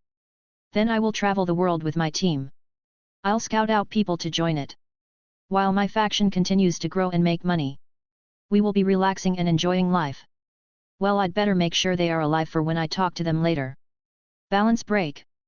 Subspecies, Gate of Babylon. Golden ripples appeared next to me. From them the sword tips could be seen. Snap. Boom dot boom dot boom. I snapped my fingers and like guided missiles, the swords pierced the magicians I had my eyes on. Once they were hit, their magic was sealed and they were teleported away. Don't you dare ignore me. Katerea raged as she threw a big energy attack at me. Sigh. Pathetic. Asterisk snap. Asterisk. A sword flew from the golden ripple and pierced the energy ball, destabilizing it and making it burst. But it didn't stop there. The sword continued to move in a straight line at incredible speed. Straight at Katerea, who stupidly tried to block it with her barrier. The sword pierced the barrier and cut her palm in half and continued to cut until it stopped halfway on her forearm. Ah! Katerea screamed. From the palm to the middle of the forearm, it was split vertically in half. No. I will not fail here. Katerea screamed out as she crushed something in her hand. Asterisk thump. Thump. Thump asterisk. Her heartbeat was so loud that it could be picked up using normal hearing. Purple energy surrounded Katerea like a second layer of skin. Ha ha ha ha. This power. This power will change everything. So she used Ophi's snake. Now we are talking. A few minutes earlier, Azazel scratched his goatee as Isaiah flew at Katerea. Well, since Kokabiel was one of my guys, I guess I'll take care of this mess as an apology. Azazel spread his wings and flew in front of Cruisery. Cruisery Asmodeus. I heard that you didn't inherit the Asmodeus clan trait. The blue flames of Satan. Azazel asked calmly. What of it? Cruisery snarled at him, making Azazel sigh out. What a pity. I had hoped it was a lie and that I could study it here. Never mind. Let's just get this over with so I can get back to my research. Azazel smirked at him, pissing off his opponent. Die! You filthy crow! Azazel grinned as he made a light spear. I love gullible arrogant enemies. The next few minutes, both of them exchanged moves. Azazel fighting slowly, studying his opponent's moves, while Asmodeus used his huge reserves to attack him. Azazel suddenly froze. Katerea's energy spiked. By a lot. Asmodeus smirked, so she used it. Hey. Then there is no reason for me to keep it hidden any longer. He quickly crushed the orb in his hand. Azazel couldn't see it, but within the orb there was a small black snake that burrowed into his opponent's hand and traveled through his arm to the torso. Asmodeus's aura spiked as well. The same purple energy covered him just like Katerea before fading away. Azazel looked at him with interest. Who? Now that is interesting. Looks like I'll get something out of this after all. And it's a perfect chance to test this. He pulled something out from his jacket. It was a golden short spear with a blue orb at the bottom. What will you do with that toy? Asmodeus mocked him. Look closely or you are going to miss it if you blink. Balance break. The short spear burst into golden lights that engulfed Azazel. A few seconds later, when the lights died down, his form was revealed. Azazel had equipped golden dragon armor. A golden version of scale mail. Alongside a deident, two-prong spear. Downfall dragon another armor. Isaiah and Katerea. The purple aura on her body faded away. But her strength skyrocketed. She swung her staff. Asterisk boom. Asterisk. Her attack was like a volcano eruption. Wild and uncontrolled. But destroying everything in its way. Ha ha ha ha. With this strength, I can even kill the Satan's. Katerea caressed her body with a flushed face. What are you doing in the middle of a fight? You pervert. Hey. Katerea turned around only to see Isaiah looking at her with a disgusted expression. Why won't you die? She sent out another overpowered attack only for Isaiah to casually dodge it. Because you are too weak to kill me apparently. Even with all that raw power. You are still weak. Isaiah shook his head. Weak? You dare call me weak? Her power surged. I'll show you weak. Katerea waved her staff. From the air, water started to form.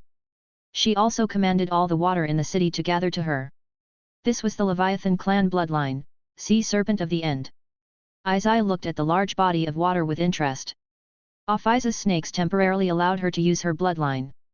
Since the snake has the concept of infinity, even a small fragment of it, it allowed the Leviathan bloodline inside her to bloom temporarily. So, let's heat things up a bit. Reduce all creation to ash. Raijin Jaka. Chapter 54, Meeting Over. Reduce all creation to ash. Raijin Jaka. The sword in my hand erupted in flames. After each passing second, more and more flames formed from the sword. A giant fire phoenix started to from behind me. What is this power? How can a sword like that exist? Katerea said in disbelief. Because I will it. I swung down and the fire phoenix dived at her. Hey, she swung her staff. And the water formed a tsunami as it collided with my attack. Boom! There was a big steam explosion as they were battling for dominance. But my attack pushed through. Sea Serpent of the End can control the seas in the human world. Sadly for her, Katerea is in the middle of a town nowhere near the sea. And there are no lakes or rivers close to here as well. No. She attacked again. Throwing water javelins at me. Her control is horrific. Leviathan attacked with water animals, water javelins capable of tearing apart anything in their way. She made rivers flow through the air.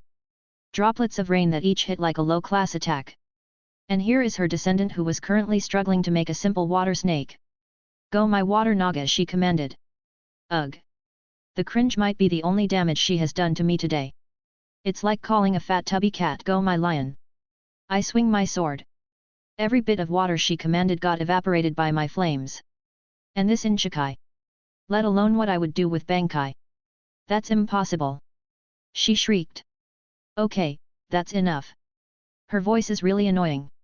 I bring out Excalibur and dash at her. Asterisk slash. Slash asterisk. I cut off both of her arms.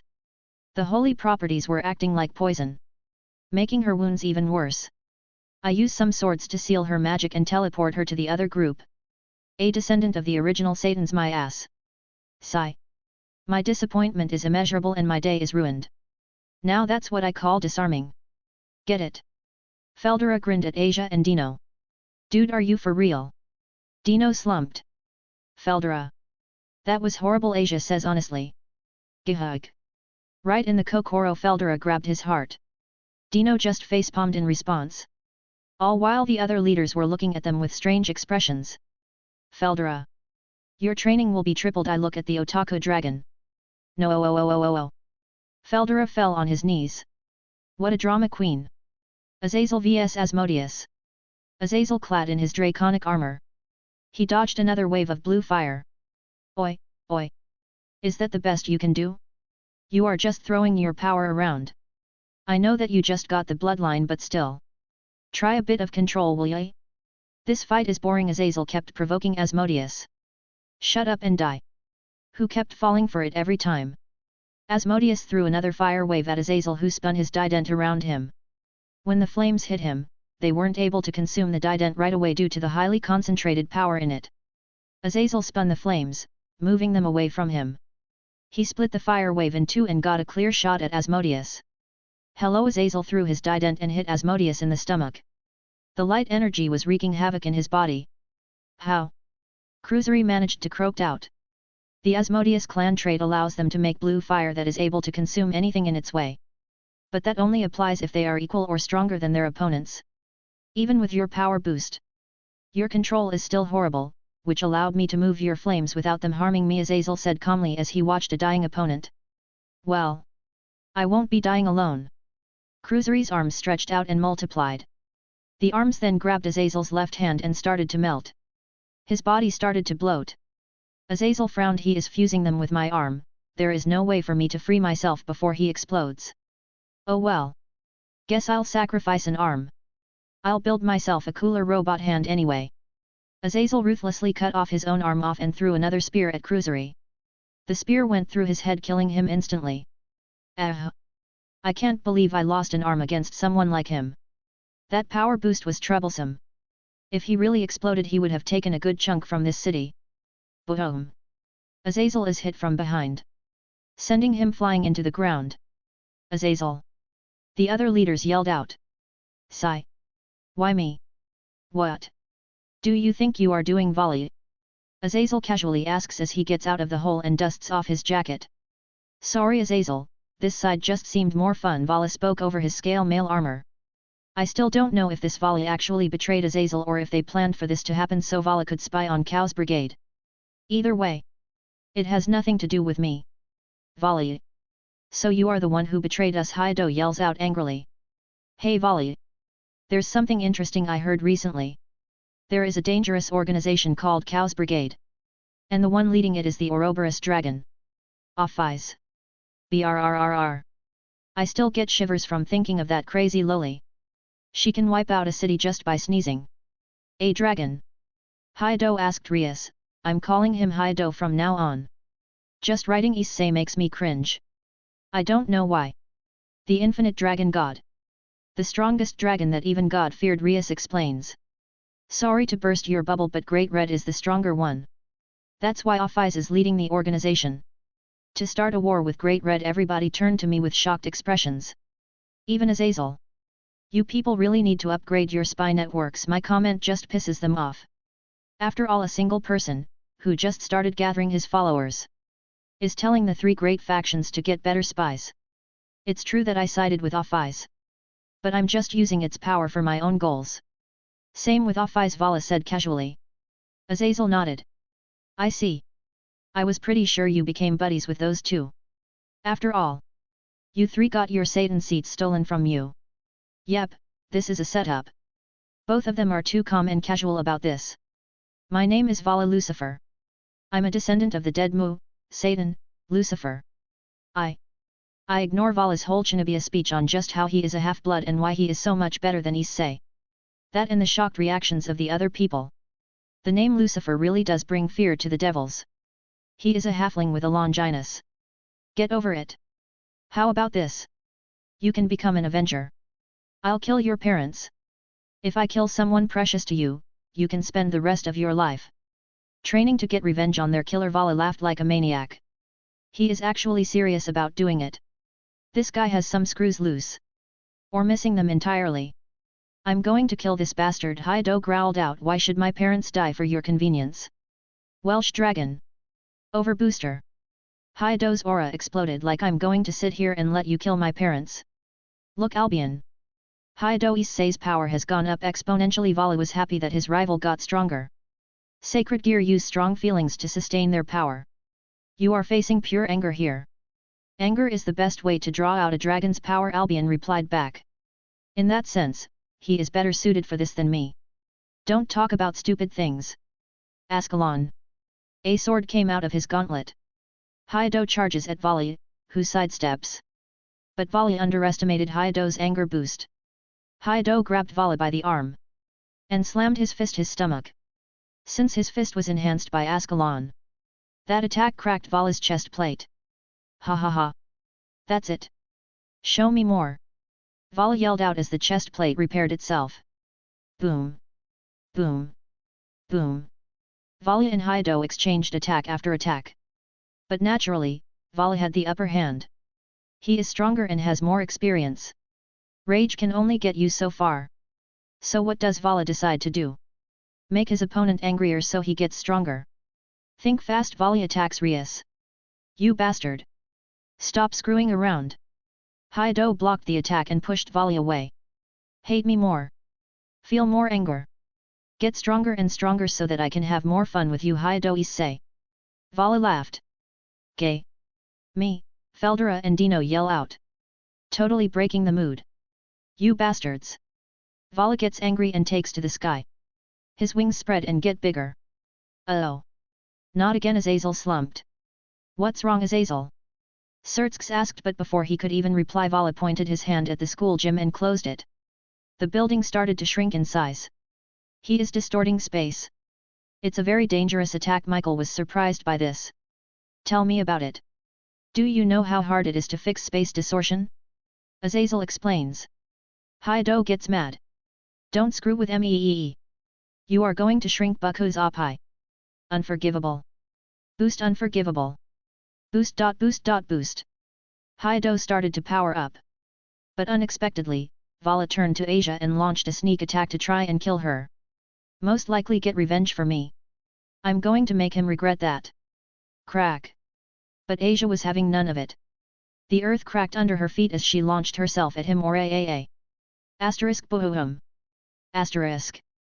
She hits Vala straight in the chest, shattering his armor and sending him flying down at the ground. Vala didn't see the attack coming. Och. Tsunade super punch combined with an explosion boost, packs quite a punch. Vala quickly makes his scale mail again. Overdrive. Haido dives down after him. This is for threatening my parents. Bam. He drives a punch into Vala's stomach. This is for threatening to shrink Baku's glorious Oppai. Issei pulls his fist back. Nope. I'm not wasting my time by listening to this moron. I come in between them and blast both of them apart to separate them. Due to my attack, the two orbs on their balance breakers fall off. I use magic to call them to me. Oi! What was that for? Issei yelled out while pointing his finger at me. Vala just kept quiet and glared at me. I'm about to destroy your entire identity. Sword birth. Balance breaker. Sword of multiplying and sword of dividing. Boost sword. Divide sword. But that's impossible. Michael looked like he had seen a ghost. He created them. Copies of boosted gear and divine dividing. Even I can't do that. Azazel looked extremely curious. Like a child who found their next new game. Damn it. Like this kid wasn't trouble enough. Sirafal looked depressed. The paperwork is never going to stop once the other factions learn of this. I need to hire like 15 more secretaries to keep up with the workload. Sertsks looked annoyed. Why did this kid have to be so prideful and annoying? If he had just stayed with Rias, everything would have been much easier. Names please. Cuz I got nothing. I was thinking divide, and ult/ply. I have no idea. They sound lame. Boost. The red sword calls out. My strength doubled. Slash. I cut Vala over his armor. Divide. The white sword halves Vala's power. Making him drop to his knees. How does it feel to get a taste of your own medicine? I looked down on the kneeling volley. Reinforcement. Looks like his team is coming here. I quickly make a new sword. It was blue and pink in color. And it had a blue-pink yin-yang where the guard was. I stabbed volley in the gut and the sword glowed. The effect was immediate. Volley started to scream out in pain as his body changed. His hair grew longer and silkier. His frame shrunk down, he started to lose muscle mass. His chest and hips expanded while his waist thinned. He was now a she. A gate from the dimensional gap opened up. Volley and his team rushed through it. This is strike 2 volley. Another one, and you're out. Permanently I hit her in the gut, rupturing some organs. Cael quickly caught volley and ran away. Baseball reference. Nice. Well, I'm glad I got Dino's seal of approval. Azazel flies near me with an awkward expression. Thanks for not killing him. I will try. I cut him off. I expect payment for this. But this will be the last time. If he attacks me again, he is dead. Then I whisper only to Azazel. I don't care if he is your spy or if this is better for the long run. If he attacks me or angers me for any reason whatsoever, he is dead. I didn't even bother to stay and listen to Azazel. I started making my way to my team. Let's go. There is nothing left for us to do here. Isaiah Michel speaks up, making me stop in place. I turn to him with an annoyed expression. What? Are you sure about your decision? At times like these, working together is the safest option. I cut him and the others off before they could ask again. Yes. I gain nothing by joining you and I stand to lose everything. You people are on your own. Oh, and if any of your people attack us, they are dead. So I suggest keeping them on a leash. What about Katerea? We will need her to interrogate her. Can you give her back? We will share all the information with you, Sirafal asked like true politician. No. We will interrogate her ourselves. And sell you the information after we are done with her. Goodbye. A teleportation circle appears beneath the 4 of us. And we vanish, leaving them to clean up with the whole mess. Now it's time for a Leviathan family reunion. Chapter 55, Family Reunion. Finally, I finished the chapters. Man, the fight scenes took a long time. But I'm satisfied with how it turned out. But you guys will be the judge of that. Oh, and we passed 2M views like 3 to 4 chapters ago. Forgot to mention that. Too busy.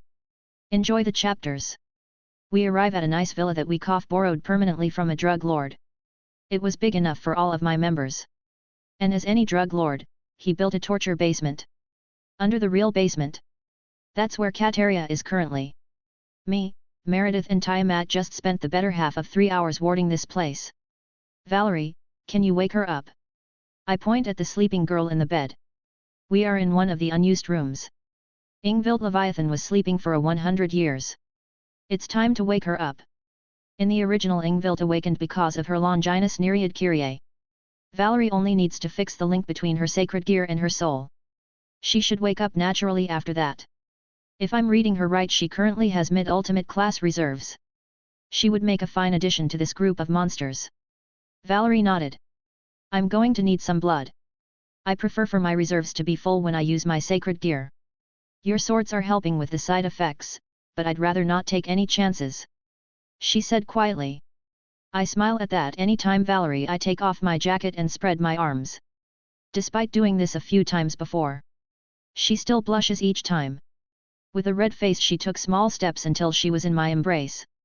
She stood there for a second. You smell nice. I hugged her tighter, resting her body against mine. You too, I whispered in her ears. Valerie smiled and used one hand to tug on his collar to the right. As soon as the kiss ended, she brought her forehead and put it on mine. She stared directly into my eyes. I won't lose to Tiamat. I was here before her, and I like you just as much, Valerie confessed. Her words were soft and quiet, but held great conviction. Are you sure? There will be no going back. If I open my heart to you, I will never let you go. Tomo. Valerie nods as tears started to gather in her eyes. She was filled with happiness and euphoria. I leaned and gave her a long and deep kiss. Valerie was basically straddling me, but the kiss made her wrap her legs around my waist. Her arms were also around my neck. We kept going until we were just about to run out of breath. We separated. Her face was flushed, and judging by the heat on my face, I was too. Valerie was on my lap. Just as we are about to continue. The light purple-haired beauty stirred. I whisper later to Valerie, who just nodded, but didn't move. She slowly opened her eyelids, showing those pretty orange eyes of hers. Good morning, sleeping beauty. Did you have a good nap? Valerie just pouted and snuggled closer to me, putting her head near my neck. Someone is feeling peeved and clingy. Not that I mind. Now that I think about it.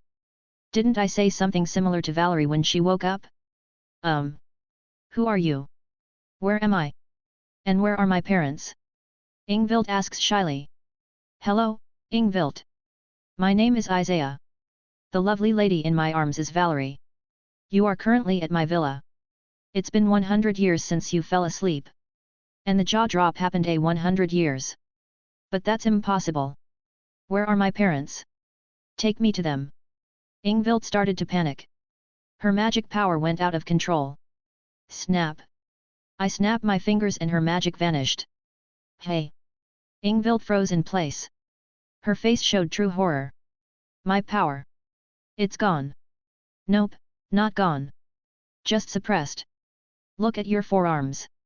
She looks down on her arms only to see tattoos on them. Those are seals we placed on you just as a precaution. Calm down, we will not harm you. I will tell you everything you need to know. Ingvild wanted to protest, but she was clean on her situation. She took a deep breath, calmed down a bit, and nodded to them. Thank you. First of all, in order to save time, I have developed my sacred gear to make swords that show memories. I form a sword in my hand. This sword can show you the memories I have put in it if you cut yourself on it. The wound will completely heal, so don't worry about that. The memories in this sword are the current political situation in the supernatural world. This is a good place to start explaining things to you. I pass the sword over to her. You only need a small cut on the palm. Ingvild takes the sword and looks at it with a wary look. But soon enough she slowly ran her palm on the edge. And her eyes went blank. A few moments after that, clarity returned to her and her first reaction was to rub her forehead. Is this all true? She asked in a soft voice. Yes, I answer bluntly, making her sigh. I'm happy that there is finally peace. But also sad that my own aunt would join terrorists. Dad never did like her. That's why I was born and raised in a seaside city. Dad wanted to get away from all the devil bullshit, as he called it. My parents. They are dead, aren't they? Ingvild says in a sad tone. Sadly, yes. I still don't know how. But I assume they were taken care of, so that Katerea can lead the Leviathan house. Valerie jumps from my lap, walks to the younger girl, and takes her hand to comfort her. Valerie squeezed her hand. A wordless "everything is going to be fine" was sent through that action. Thank you, Ingvild thanked her. So who are you guys? I saw your memories of the meeting. You must be some big shot if you can sit on the table with the 3 faction leaders. Hat. I grin at her. As I pass her another sword. This time she didn't even hesitate. What did you show her this time? Valerie asked. Everything about our group and goals. Valerie nodded. Enough said. Ingvild came back and her jaw dropped and she pointed at me in shock. You blackmailed Satan, Lucifer and the governor of the fallen angles. Oh yeah. That did happen. She thought that was the most impressive thing from my memories. Really, that's what stood out to you? I think remaking Excalibur is much more impressive. That's because you are a guy and you love your toys. That's just a sword. We are talking about blackmailing 2 of the 3 leaders from the biblical faction. And you threatened the final one, Michael, that if they came for the swords you would kill them. Are you insane? Excalibur is not a toy, that's heresy. Excalibur is one of the strongest swords in existence.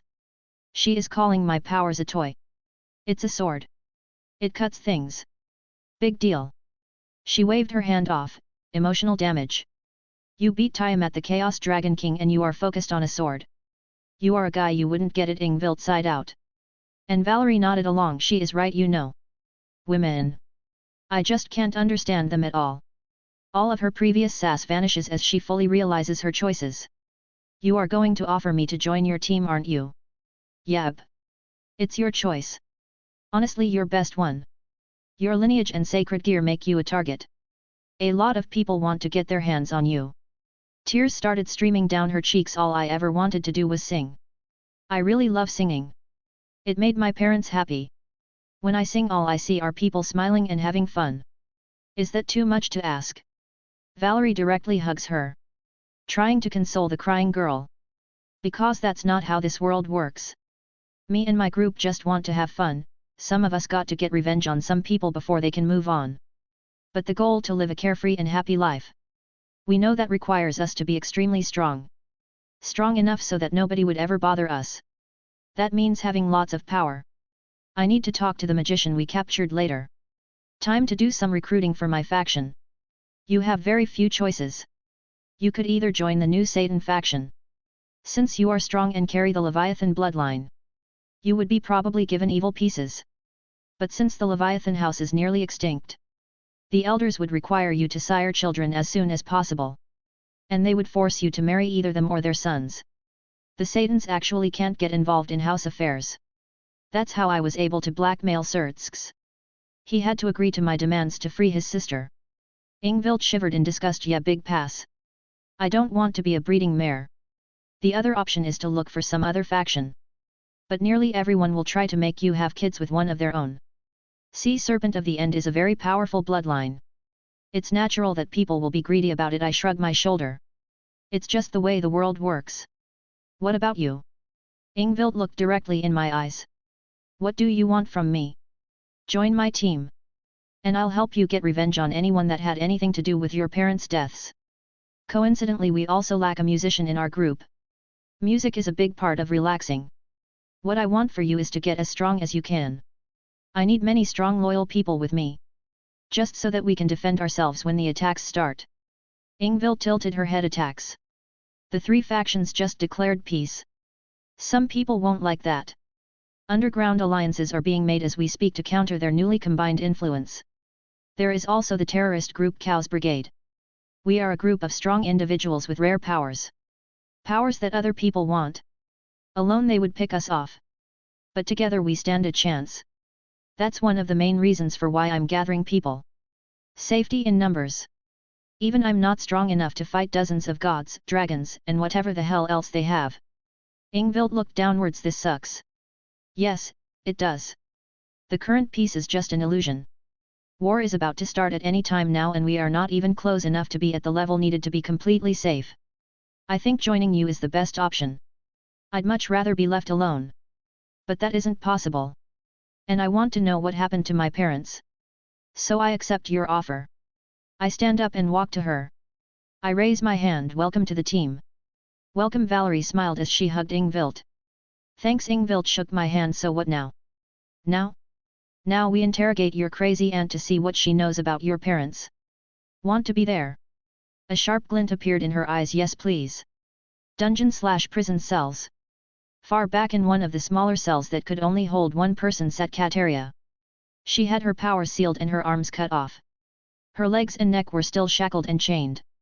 Her entire appearance was a mess. I slowly walked to the cell. Ingvild was behind me. But I gave her a sword that would turn her invisible.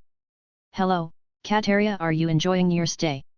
She looks up at me with hatred in her eyes. How dare you do this to a descendant of the original Satan Leviathan? My faction will make you pay. Yeah right. Her faction wrote her off as dead. Looks like getting defeated has made you even more delusional. You are dead to them. And if you don't want to die you will answer my questions. Why should I answer to low-class reincarnated scum like you? Did I mention that I made a new torture sword? Guilty thorn. I started to make the sword. The entire blade was deep red in color and was about a meter in length, with an approximately 30 cm long handle. The main feature of the blade was the rows of short, sharp barbs that made it look like thorns on a flower stem. I put the tip of the sword on her shoulder and gently push a single millimeter. Ah! Katerea started to trash around, pulling out the sword from her. The inspiration for this beauty was the Crucio spell from Harry Potter. Gotta love a nerve attack. The deeper the blade goes the more it will hurt. Next time I will push it halfway through your shoulder so you can't pull it out. Prolonged exposure can break your mind and turn you brain dead. So think carefully. Katerea gasped for breath. Fear was oozing out of her. She was deathly scared of the sword. What do you want to know? She asked with a shaky breath. Why does Office support you? I already know why. But some confirmation would be nice. Offis is a naive child. We promised it to support on the battle it was about to wage on Great Red. We were never going to keep our promise. There are plans to betray and use Offis's strength for ourselves later on, but I don't know much about them. I ask a few more questions about Cael's brigade before I move on. What happened to your brother? Huh? Why do you want to know about that trash? He was weaker than me yet first in line for the family seat. Which would have been fine, but he was a naive fool who didn't agree with our views. So we just got rid of him. Katerea scoffed, she obviously looked down and hated her brother. Everybody knows this, even if it was a Leviathan internal matter. I didn't know. Ingvild spoke in a cold tone. She was furious. She turned off the invisibility and appeared next to my side. You. I know you. You are that half-blood bitch that my brother had with a human woman. He brought you to the underworld once you got the sleeping disease. But you were killed. How are still alive? How are you awake? Katerea trashed, as she struggled with the shackles. Who else was involved with my parents' deaths? Ingvild stares down on her. Her mid-ultimate class power pressing down on Katerea. But Katerea gritted her teeth and didn't answer. Weird. She answered me, but she doesn't want to answer Ingvild, who is weaker than me. Interesting. What is stopping her from answering even at the cost of getting tortured? Wait. I have a better idea. I'm going to have a look inside her memories. I made a sword and stabbed Katerea before she could even react. I ran through her memories and quickly found out why. She didn't want Ingvild to inherit the Leviathan line. She is hoping that if she stays alive long enough someone will rescue her. I also saw who was involved with the deaths of Ingvild's parents. Ingvild, who has the clan ability, would become the first in line and would inherit the Leviathan name, lands, and all their businesses. Everything. So Katerea kept her mouth shut.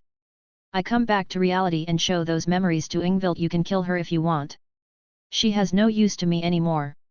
I turned around and started to leave. Ingvild was left alone with Katerea. I felt Ingvild use her power to make something. No. I will not die. I can't die. Not to some half-blood by Spalt. Mother. Father. Katerea was the first one. The rest will follow one by one. Until you have been avenged. A/N. I found this website. Milanote. It's so freaking sick. I have seen a few like it, but all of them were a pain to use. But this one is pretty solid and easy. Is a board where I can put up notes and images.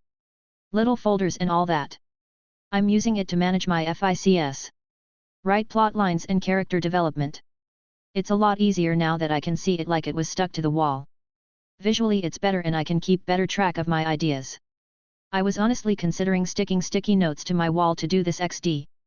Chapter 56, Magicians. After Ingvild killed Katerea, I let her compose herself before taking her out in the living room.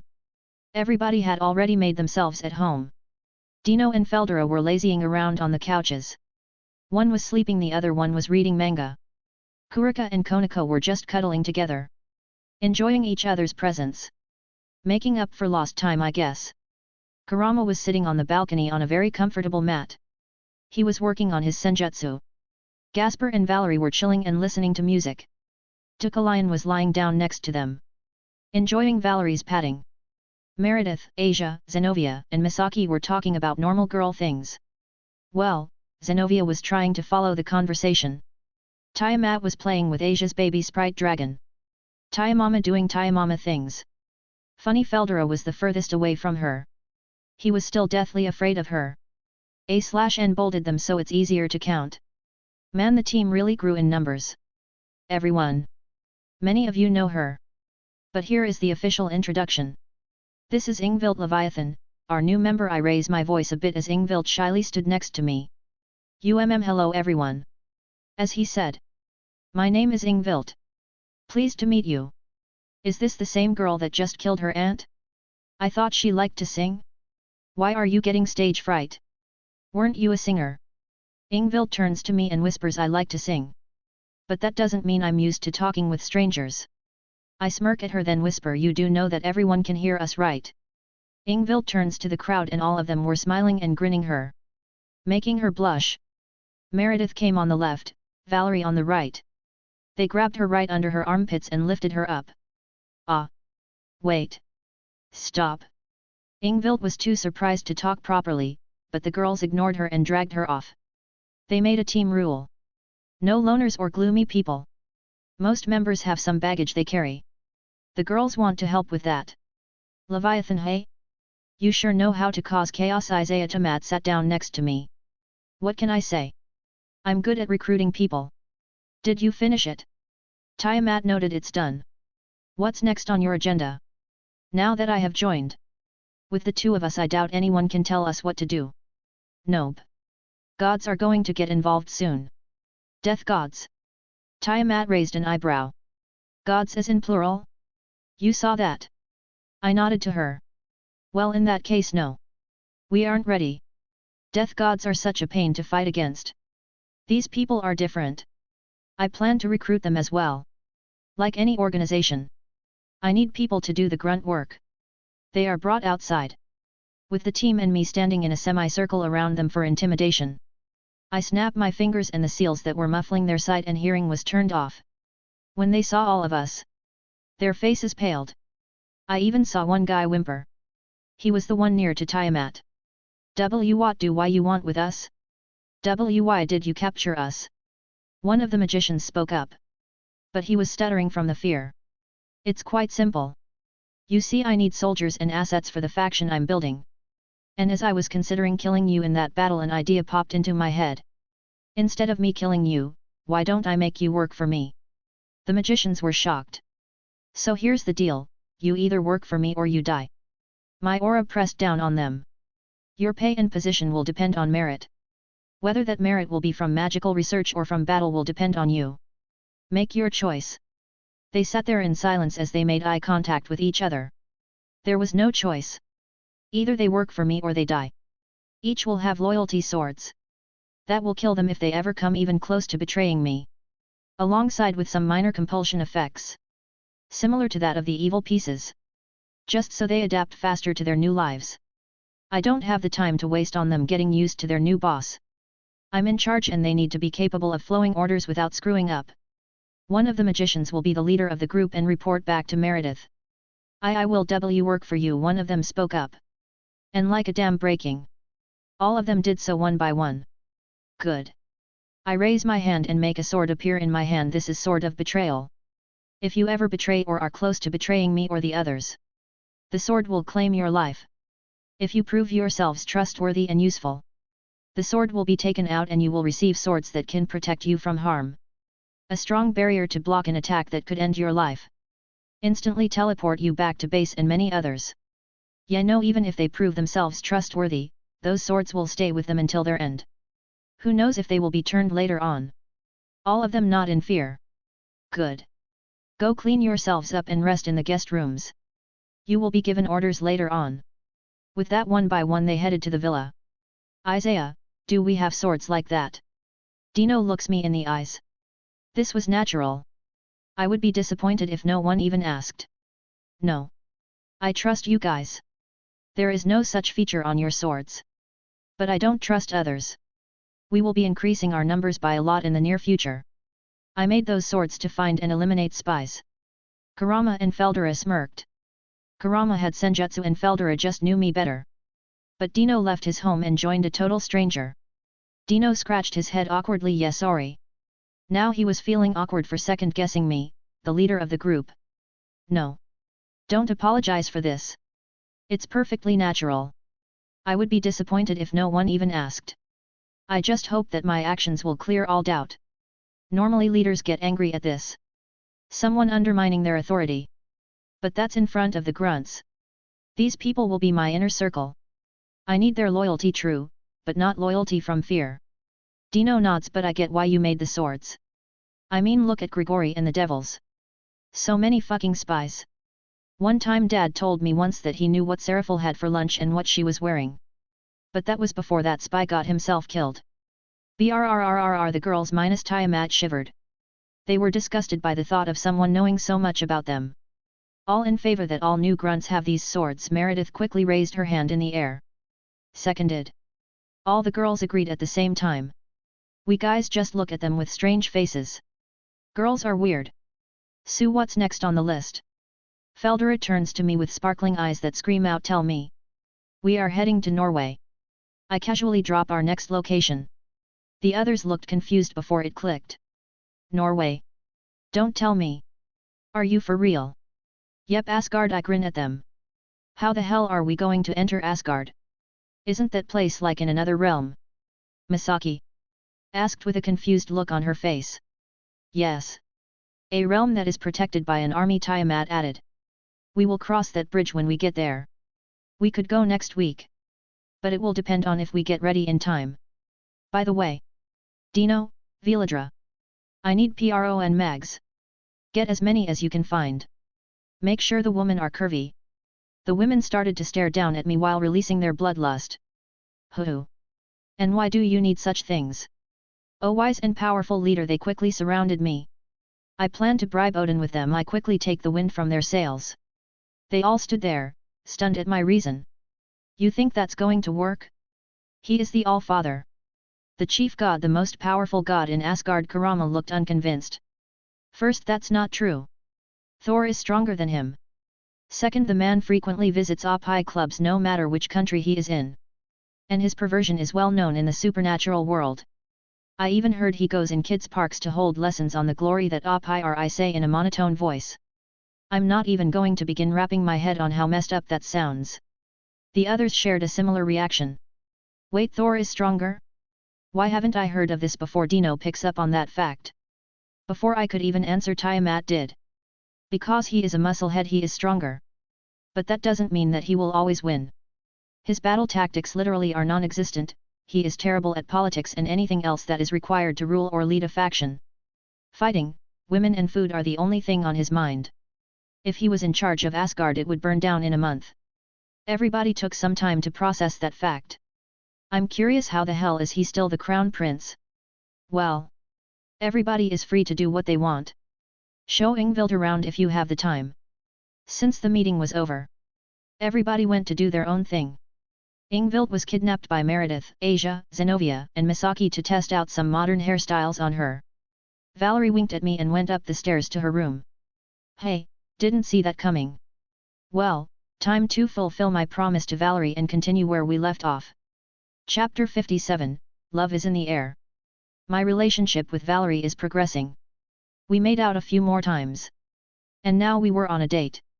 At first, I had no idea where to take her. But Valerie was fine with everywhere. It's not like she has seen a lot due to her life with the Teeps faction.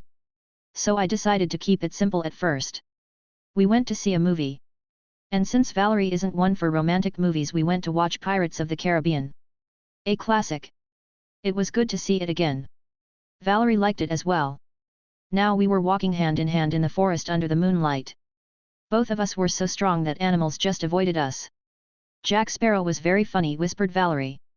Capitan, I reprimand jokingly, making her smile. So did you have fun? Valerie nodded. Umu. She closed her eyes and let me and her senses guide her. This is nice. And it really was.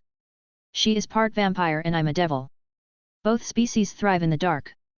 Walking in the dead of night in a peaceful forest like this is really calming. I noticed something right on the edge of my perception zone. A group of fireflies.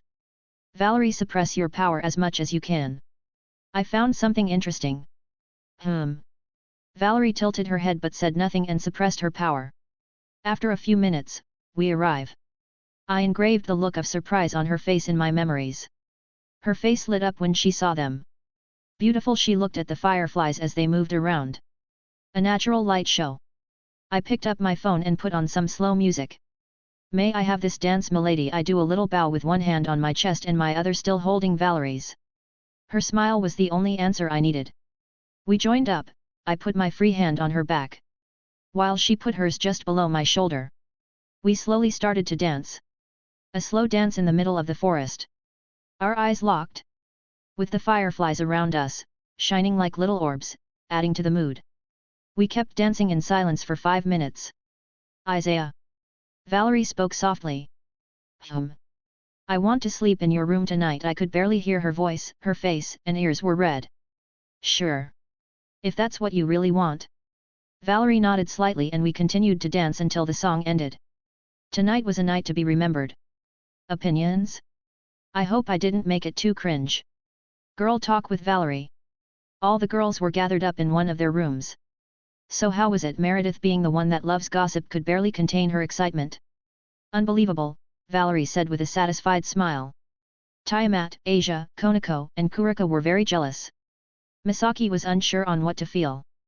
But that didn't stop them, and they quickly bombarded Valerie with other questions. How long did it last? Was he big? Was he gentle? Until Tiamama couldn't hold it anymore. I'm going next, Tiamat announced and got up, going straight to Isaiah. Well, someone is certainly eager, Meredith teased.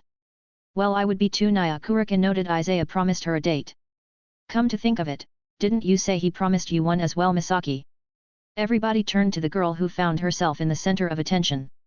Well, yet. But I'm not sure I'm interested anymore. Misaki awkwardly scratched her arm. But why? Didn't you like him? Question after question followed. I did. But I was a simple high school student. And I had a crush on the hottest guy in the school. Everything was normal. Then I was almost kidnapped and Isaiah was the one to save me. But I'm not fine with sharing him. I'm not from the supernatural world. Sharing the same guy in harems doesn't make sense to me. Misaki started to blab, it looks like she was keeping it in for a while. Wait, Meredith stopped her, so let me get this straight. You don't like Isaiah anymore because you don't want to share him. Misaki nodded unsurely. Well, I still like him, but I don't want to be part of a harem. I want a guy to love just me. The girls looked at her with understanding. I understand, Misaki. You don't have to feel bad about it. It's natural in a way. Yeah, we support your decision 100%, Nae, Kuroka noted. I'm going to go chase after Senpai, Konoko said resolutely. Chiron. Kuroka was surprised. So am I. Asia smiled as well. Valerie had a small smile on her face. Good luck, she said with the best possible intention. They had to make one of the strongest people in this world fall in love with them. Maybe I should chase after him too, Nae? He can give me many strong kitties. Kuroka put her hand on her chin, looking thoughtful. Nae-san. If you jump Senpai, he will smack you. Konoko shook her head. True. Isaiah doesn't look like the type to accept just anyone. He looks like the guy who will only sleep with the people he chooses or seduces, Misaki commented. You are right, during my rehabilitation. Isaiah had me go through some imaginary scenarios on what I should and shouldn't do. I was curious and asked him what he would do if a woman threw herself at him. He replied that he would reject her and throw her away. His words were, only a fool would trust a stranger, especially a woman or a man, who wants to date with you all of a sudden. She is either going to rob you, rape you, kidnap you, or kill you, Asia explained to the rest, who all had thoughtful expressions. He does have a point, Zenobia noted. I agree, so did Ingvild. Well, he is the leader for a reason, he has to be smart.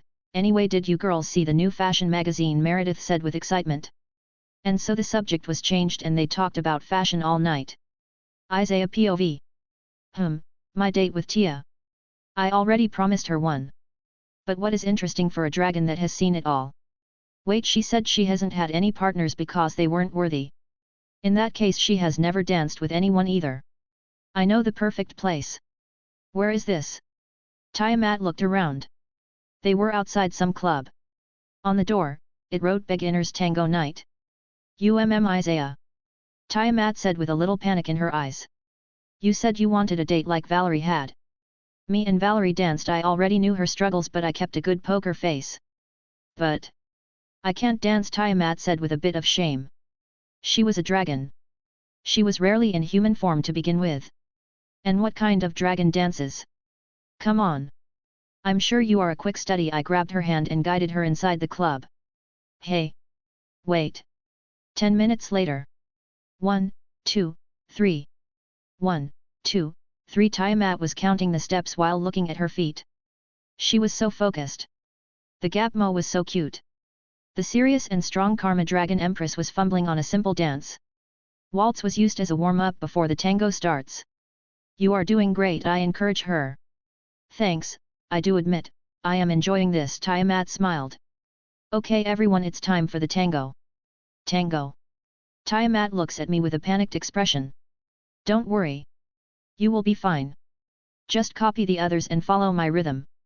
The next few minutes after, the instructors, who were basically a couple who knew a bit of tango, taught us the steps. Tiamat stepped on my feet a few times.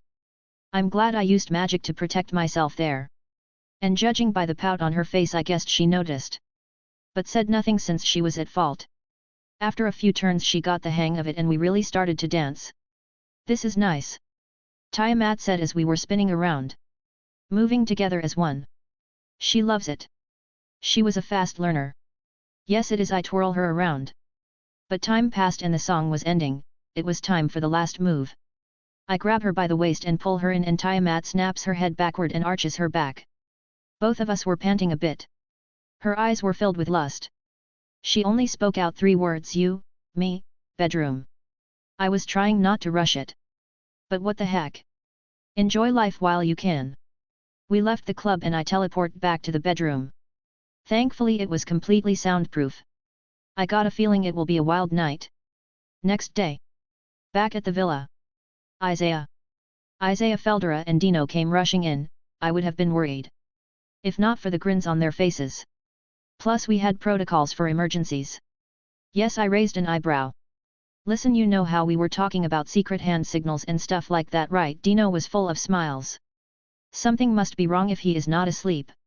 Yeah, I looked at Dino then at Feldera. What about it? Well, we might have just found the best one yet. Feldera grinned before he took a step back to demonstrate. Feldera clapped his hands, made a peace sign. Then an OK sign, before putting his palm to his forehead as if he is looking at something. Then Dino jumped in. Your underwear is showing, Pantsumarumi.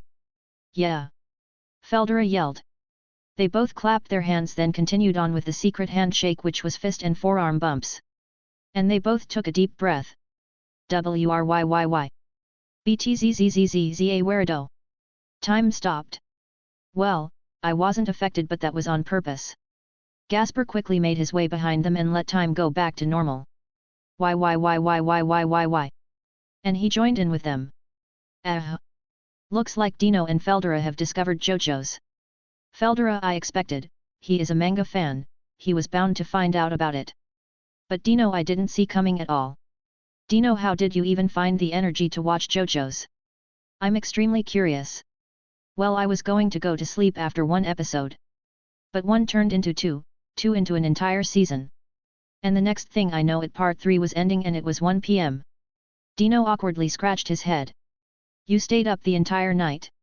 Impossible. Yeah, I'm surprised at it. Mej thud. Asterisk zzzzzzzzz. Zzzzzzzzz asterisk. He fell asleep while he was still standing and talking. It makes more sense now. But still, JoJo was so good that a sloth like Dino forgot to sleep and focused on watching it instead. JoJo really is something special. Feldera started to poke him in the arm. Oi Dino, you dead? If you are dying then can get some of your stuff. Zzzzzzz. Fuck zzzzzzz. Off zzzzz. Tisk. Cheapskate. Feldera walked away leaving Dino to sleep on the ground. And I sure as hell ain't going to move him. I just pick up the phone and call Meredith. Why are you calling me, Isaiah? We are still in the house. You can come and get me. Your boyfriend is collapsed on the ground from sleep deprivation. Hey. Sleep deprivation? Him? The physical embodiment of laziness?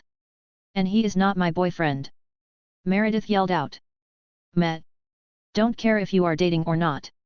I just know I'm not the one that's going to move him. Bye. Hey wait beep. I leave the room and go back to my research. Ingvild needs more time to get control over her power. She also needs to learn a bit of diplomacy to take control over the Leviathan territories. Now what are the most likely secret entrances to Asgard should we need them? Team Volley. Volley or leader Valina was screaming her throat out. Oh, don't be such a wuss. It's just your period. I have been having them ever since I hit puberty. LaFay sighed. Isaiah. I'll kill you. Valina screamed out with eyes red from anger. Sister, don't you have potions for this? Arthur asked calmly. Yeah, but I already used mine up. Those potions expire quickly. They don't even last a full month. So they are usually ordered a week before your period comes. She will have to bear it. Honestly, I don't get what the good deal is. I didn't start using potions until I was 15. I'll kill you. If it's the last thing I do. A/N. What do you think? Opinions on the romance. Romance isn't really my strong suit. Some feedback would help out. Oh, and there won't be any smut in this FIC. If you want smut, wait for DxD. Necro, that one is all sorts of wrong. Chapter 58, Meeting Odin.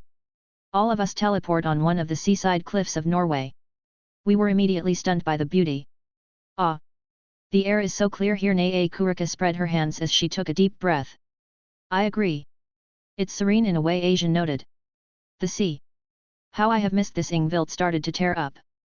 Kurama kneeled down and pressed his hand against the earth. There are magic circles and runes underground. The natural energy here is being purified. I'm guessing they have a powerful Senjutsu user. They couldn't have set this up without one. That is interesting. I didn't expect a Senjutsu user among the Norse faction. But when I think about it, each faction has got to have at least one. Just so they can defend themselves against other Senjutsu users that attack them. Feldera scratched his head. He was only wearing a t-shirt in this cold weather, so what now? Now we need to find a bar. Come on, let's move. Ingvild turned around with her big puppy eyes. We will come back to check out the sea later. She smiled brightly at that.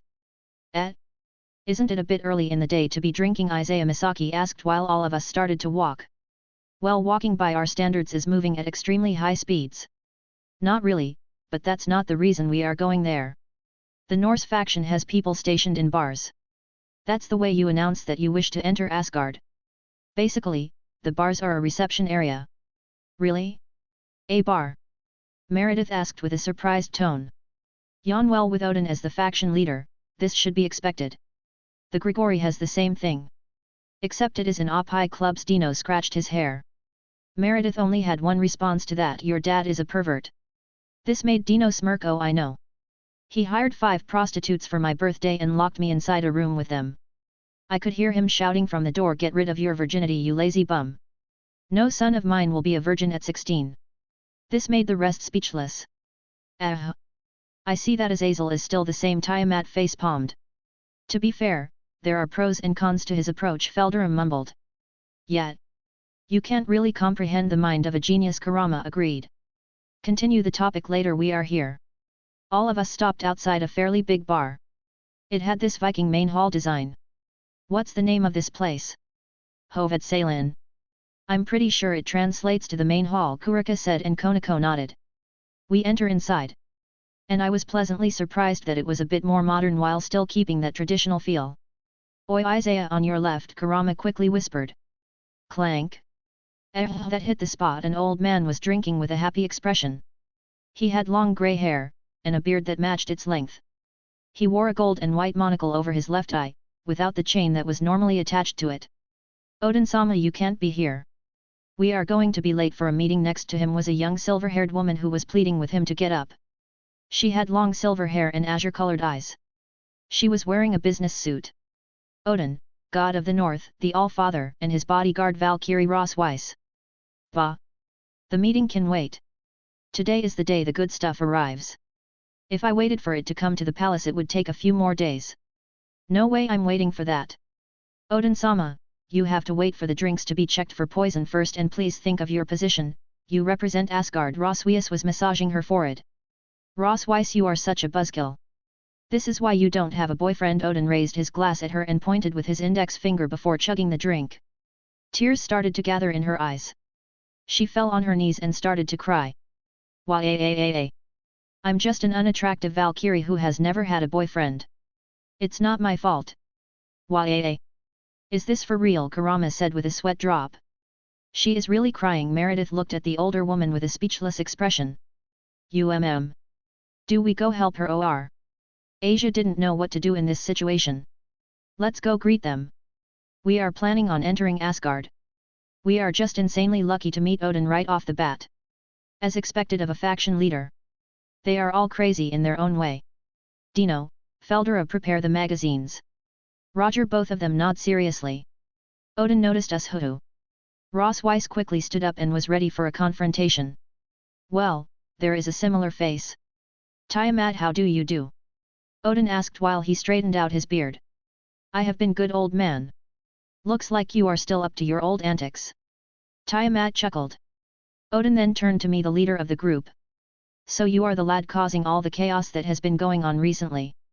Excalibur, Kokabiel, Katerea. Your name has spread far and wide, Isaiah. Now tell me, what do you want from an old man like me? He grinned at me, playing the helpless old man. We want to visit Asgard as tourists. We even brought payment. His eyebrows raised when I said payment. I turn around and nod to Dino and Feldera, who stepped up and made 2 magic circles above the table. Both Odin and Ross Weiss stood still.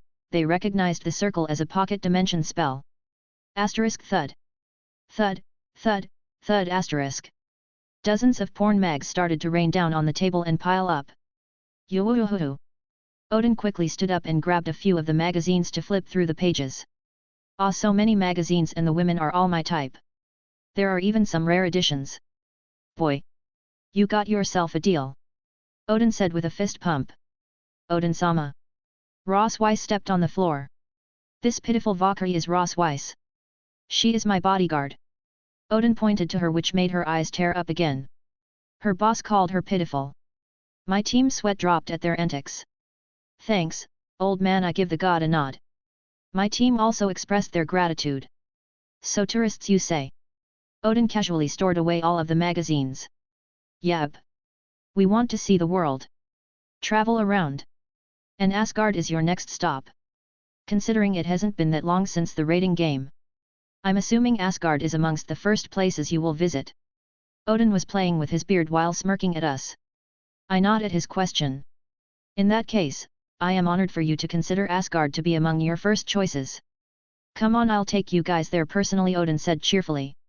But Odin-sama. Your meeting. You told me to stop you from getting sidetracked, Ross Weiss pleaded.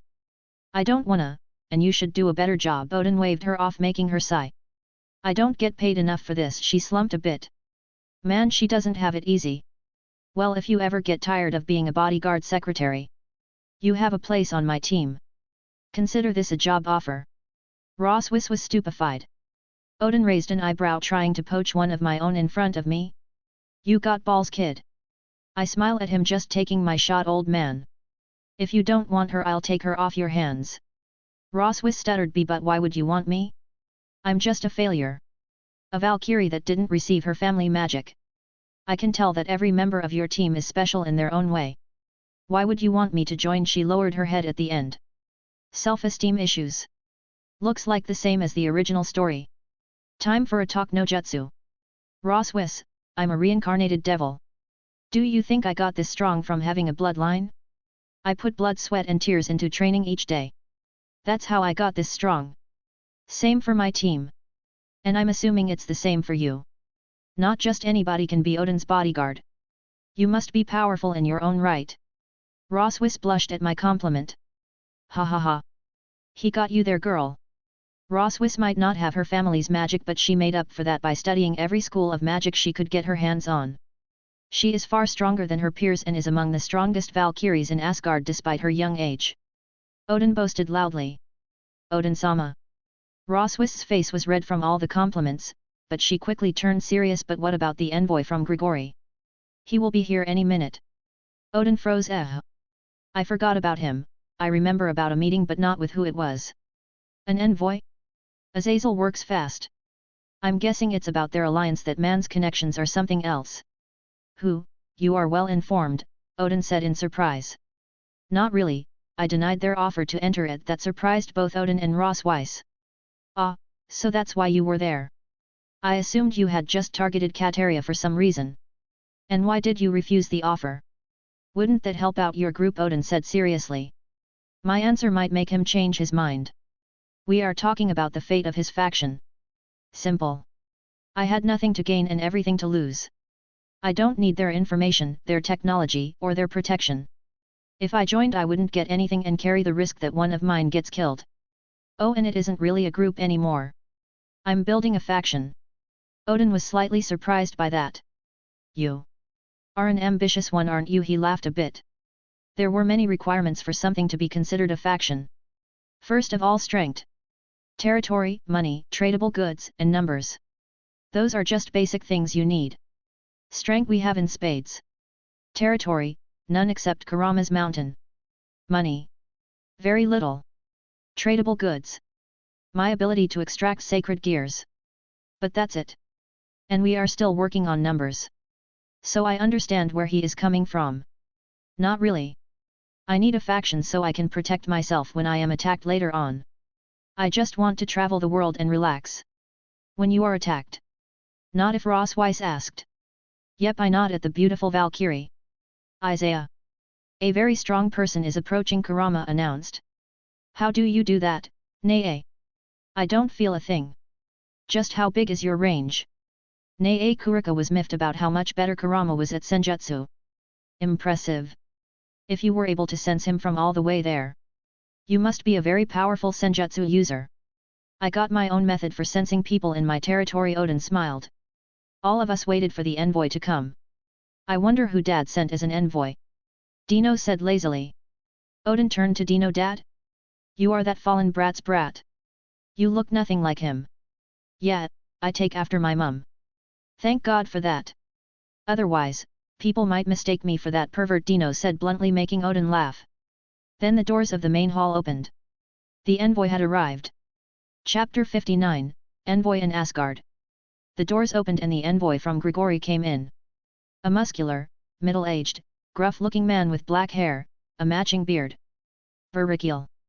The Holy Lightning. Vice-Governor General of the Fallen Angels. Having 10 wings himself. Making him mid-ultimate class. And Akeno's father. Him?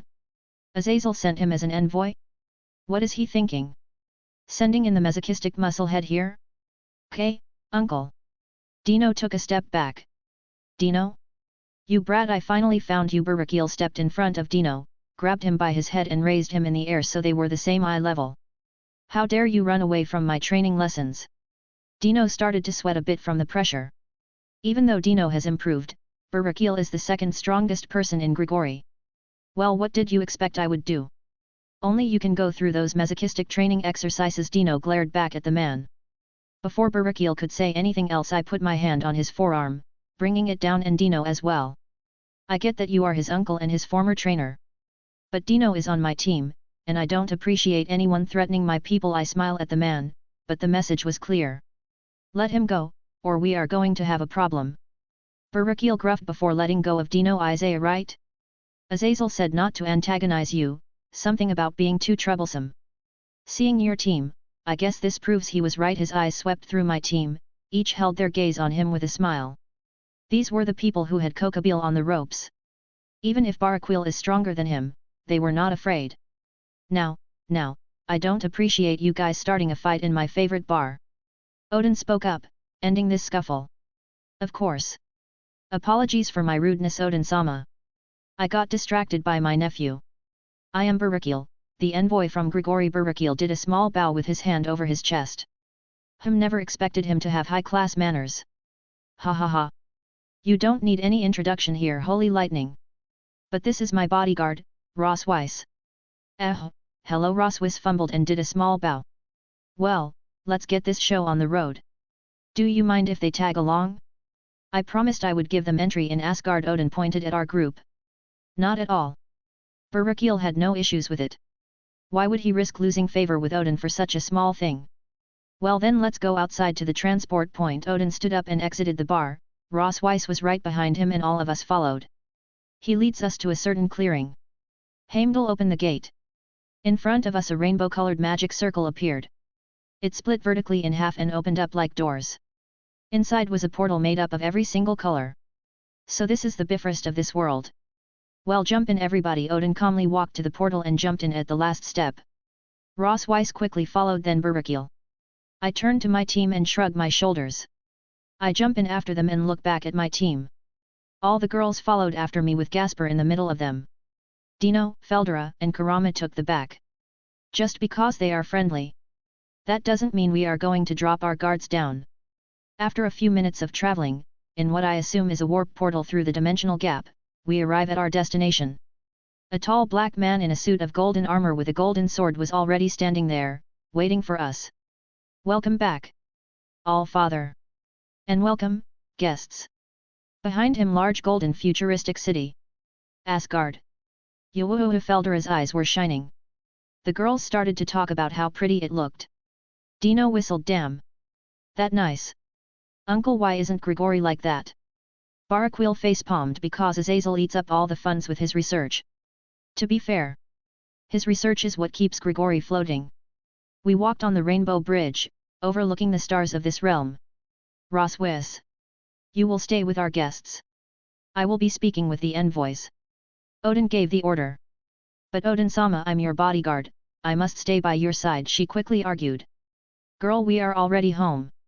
What's going to happen to me here? Plus you need to loosen up, otherwise you will never get a boyfriend. Odin's words caused the poor Valkyrie to start crying again. Meredith and Kuroka went by her sides and picked her up by her arms. Hey! She looked at the two girls with a confused expression. Come on, there is no time for crying. Shopping must be done, nay. They both proceeded to drag her off, with the other girls following her. Me, Gasper, Dino, Feldera and Kurama were just standing in place. Not knowing what to do. Do we follow them for now? Gasper scratched his head. Might as well. Feldera shrugged and started to follow them, with Dino behind him. Me and Kurama stayed behind. You feel that? He whispered to me. Yeah. A lot of people are watching us, which is normal.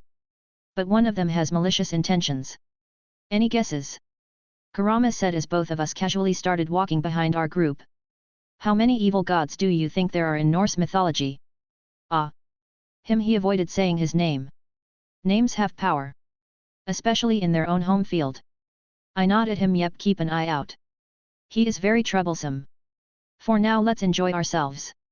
Worst case, he attacks, we beat the shit out of him, rob him, and run away. Got it. Kurama smiled as he pulled out his kisiru and lit the tobacco inside. Both of us followed the others in silence. Kisiru equals Japanese smoking pipe. Okay, Asgard is pretty cool. The girls have been hitting everything related to beauty. Asgard actually had some nice jewelry. Freya insisted on Asgard making them, and trading them. Obviously, they had a lot of great quality weapons. Me and the guys hit the food stands and restaurants. At first I just expected normal meat and mead. But they do have quite a large variety. It's still cooked or grilled. But there is even wyvern meat and sea serpent meat. Feldera. Doesn't this bother you? Dino points at the wyvern. Huh? Of course, it doesn't. It's like humans being concerned about monkeys or Kurama suddenly being attached to normal foxes. Wyverns to us are the same as apes are to humans. Feldera shrugged his shoulders. You know. That makes sense. Kinda. If monkeys and apes were used as meat sources, I wouldn't have given a damn. Even as a human. I see your point. Gasper took a bite from his skewer. I mean, if I remember right, Asian countries like China, Vietnam, Seychelles, and the Philippines eat bats. So Gasper can actually see the point. The little dude is getting stronger by the day. Taller too. He was 150 centimeters tall when he was with Rias. Now he is 160 and showing no signs of stopping. It's like just being around Rias stopped his growth. I presume it's due to his previous mentality. Devils are shapeshifters, but it only happens when the devil really wishes for it. In the original story, Asia's breasts grew to match Zenovia's. Gasper is a Chad now. So obviously he wants to be strong and manly. This is a result of his desires and training. Boom. The girl's aura spiked for a second. They know not to use their powers in places like this. What the hell is going on? I didn't even have to say anything. I moved and the guys followed. Everyone. Please, let's just leave. Ross Weiss tried to calm down the situation. Ross Weiss was standing between them and a bunch of Valkyries, who had a smug expression. No. They insulted you for no-go reason. Meredith growled. We are not leaving, Valerie said with a tone that she won't take any talk back. That's right. You are a friend now. Nay, Kuroka smiled. Nobody insults our friends. Asia raised her fist. The Valkyries sneered. Hat. What a failure. Looks like she was demoted to a tour guide. Lord Odin finally fired her. Serves her right. Things were starting to get heated. The girls from Isaiah's team were getting angrier with each insult. Their auras fluctuating. What's going on? Isaiah's voice boomed. Feldera, Kurama, Dino, and Gasper. Isaiah. Boss, hear this. These bitches were bullying Ross Weiss. Meredith pointed at the group of Valkyries.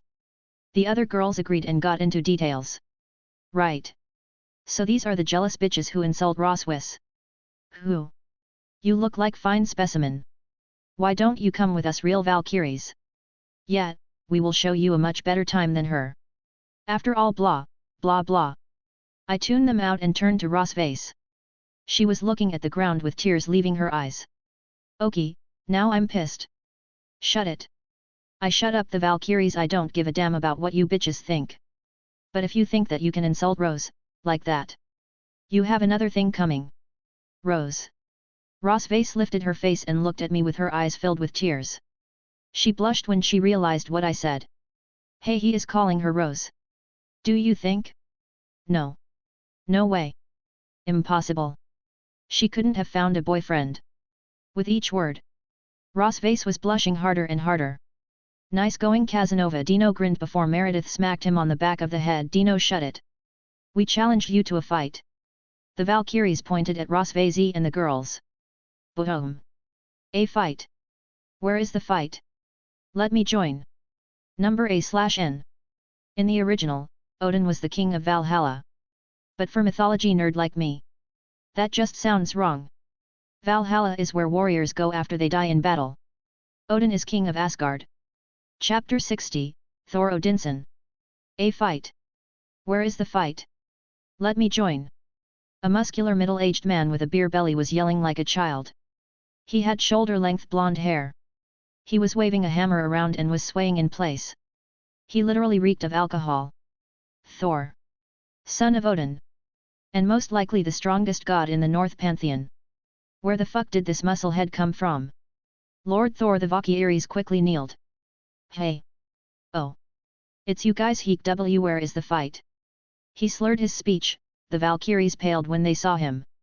These girls were about to fight the Valkyries. You aren't going to interfere, right? I carefully look at the man. Things could go very wrong, very fast. Heek, the girls? Oh, a chick fight? No Heek, I'm not going to interfere, but can I watch? Thor took a step forward but lost his balance and asterisk thud. Asterisk. He fell on the ground. Thor, the god of thunder. Kurama pointed his finger at him, not believing his eyes. Probably a double, you know, for security reasons. Gasper nodded along with him. No way the so-called strongest god in the Norse was this fat drunk man. Is this for real, Nae? Kuroka looked at the man with disbelief. Are we getting punked? Dino scratched his head, not understanding what's happening. 1 minute a chick fight was about to break out. Next, a drunk man collapsed in front of them. This is the mighty Thor. Meredith's sweat dropped. Te Migdest. They. Mightiest. He raised his fist, while still laying on the ground. He butchered the whole sentence. The dude is like some fat version of Jack Sparrow. I mean, he is not that fat. Well, just his belly is. Yes. Yes, I turn around to Ross Weiss, who was on the phone. He fell out of the sky as drunk as he could get. He is laying on the street. I understand, Senior Brynhildr. She ended the call and sighed out. That was Brynhildr, the strongest Valkyrie in Asgard. She will be arriving soon for Lord Thor. K. Heek, that pain in the ass. Thor barely managed to stand up. You will never catch me alive. Heek, his beer belly sloshed as he started to run. Hi. Jumped off of the level we were on. Asterisk thud. Asterisk. Landing God knows where below. I died from laughing too much. This scene cracked me up. Opinions? I'll just ignore that whole encounter. I turned back to the Valkyries, who were still looking at the wall Thor jumped from and freely show my bloodlust gaining their attention. Now listen here. You are one of the types of women that I hate. You are envious of Rose's beauty, her strength, and her position. So you belittle and insult her every chance you get. By doing so you ostracized a young girl to a childhood of loneliness. You lot disgust me. With each word, Rose blushed harder and harder. She started to mumble to herself. He called me beautiful. Hey, who do you think you are? Yeah, we are Valkyries. You can't say that to us. Like cliché villains, they started to argue. Oh yeah? What are you going to do about it? Meredith sneered at them. Growling. We already challenged you to a fight. Do you dare accept, or are you just a coward like her? One of the Valkyries pointed at Rose, who got disheartened. I go to her and pat her on her shoulder. She turns to me. Hey. Don't worry about a thing. I turn back to the bitches. The girls accept your challenge. But Rose won't be fighting. Only Konoko, Zenobia, Mikasa, and Meredith will be fighting. They are the weakest women on the team. Fighting against Valkyries will be good for them. None of them have faced Nordic magic till now. This will be a good exercise for them. Asia would just blow them up and Valerie would use her vampire side to drain them. She got a lot stronger after some training. Blood magic is really strong if you use it right. That set off the Valkyries again. Let's start already, I say in an annoyed tone. I don't have any time to waste with insignificant mobs like them. We will have 4 one-on-one matches, the leader of the Valkyrie announced. Get revenge for Ross Wiseau, and if any of you lose, I will be quadrupling your training, and taking away your snacks. That caused their world to crash. Baka-senpai demon. Slave driver jerk face Konoko, Zenobia, Mikasa, and Meredith started to whine. I just ignore their insults and stare at them with a blank face, causing all of them to stomp their way to the agreed stage. The 4 fights will happen at the same time. Which is good for us. We still have things to do and we are losing daylight. Meredith fight. Meredith. If you win I'll make Dino your butler for a day. I yell out. Dino jumped up from his fake sleeping position, of course he was watching her dude. What the hell? He yelled at my face. Just properly motivating her. I smirk at him, then I come near him. Don't miss this chance, loverboy. Dino pushed me away with an angry expression. His face was red, but whether from anger or embarrassment, no one know for sure. Meredith on the other hand, butler suit. Dino butler, personal butler. She started to fantasize. Milady, what would you like, a foot massage? If that is what you want then I have no choice but to accept. Asterisk boom asterisk, come here, you bitch. Hundreds of holy nails formed around her as Meredith dashed at the Valkyrie with increased vigor. This was going to be an easy win now. The other girls were doing good as well. Misaki used the Valkyrie to test out her sword skills. Since she was learning from me she was doing pretty well. And uses the shadows to manipulate her opponent where to go and then attacks with her swords and shadows. The Valkyrie was having a hard time dealing with the shadow attacks. The battle ended with Misaki having a few injuries but her opponent was cut up and bleeding on the ground. Zenobia currently had some of my swords and was using Toki and magic to boost her strength. The muscle had just kept pushing through all and cutting up all the magical attacks. After a fairly long battle, she left her. Konoko's opponent was a close-range fighter like her. So they both beat the shit out of each other. Konoko used her ki to enter her grown-up form, and added her white flames to her punches. The flames do a lot of damage so the Valkyrie was forced to use up more and more power to defend against them. In the end, Konoko won the battle of attrition. They all did pretty well against unknown opponents. No way. Dino dejectedly fell on his knees. Stop whining. I'm giving you a chance. Use it, I whisper to him. Easy for you to say. I'm the one who has to become a butler, he whispers back with a glare. Good job everybody. The girls smile. Now let's go back to shopping, you girls have ear. Ah. We meet again, a voice interrupted me from behind. I turn around to see Thor coming towards us while grinding and drinking beer. Ah. Him again. Thor happily came up to my group. Ha ha ha. Sorry about before. I was a bit drunk at the time, he says with a smile as he brings out a horn filled with mead. Sure, keep telling yourself that, buddy. A bit drunk, he says.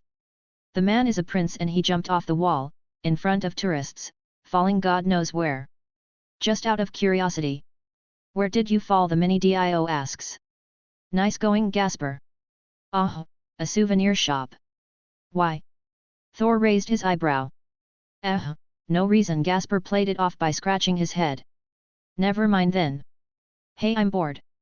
Do any of you wish to have a spar with me? He says with sparkling eyes. How about you? He points to me. You are him, right? The one who beat Kokabiel? No, that wasn't it. Kiba. No. Kokabiel. He started to mumble before scratching his head because he was thinking too hard. Ah, whatever. The crazy fallen, right? I'll make it worth your while. I am the Prince of Asgard, he says proudly. Dino was dying in the background. Kokabiel. Ha ha ha ha. I want your best alcohol. That made him freeze in place. He started to mumble to himself, I want to fight. But my best alcohol. My golden mead. But a good fight, I can always get more golden mead, but do I really want to give it away? What is he doing? Wait. If I just win, he does get anything. I accept, but only if you beat me, Thor says with confidence and pride.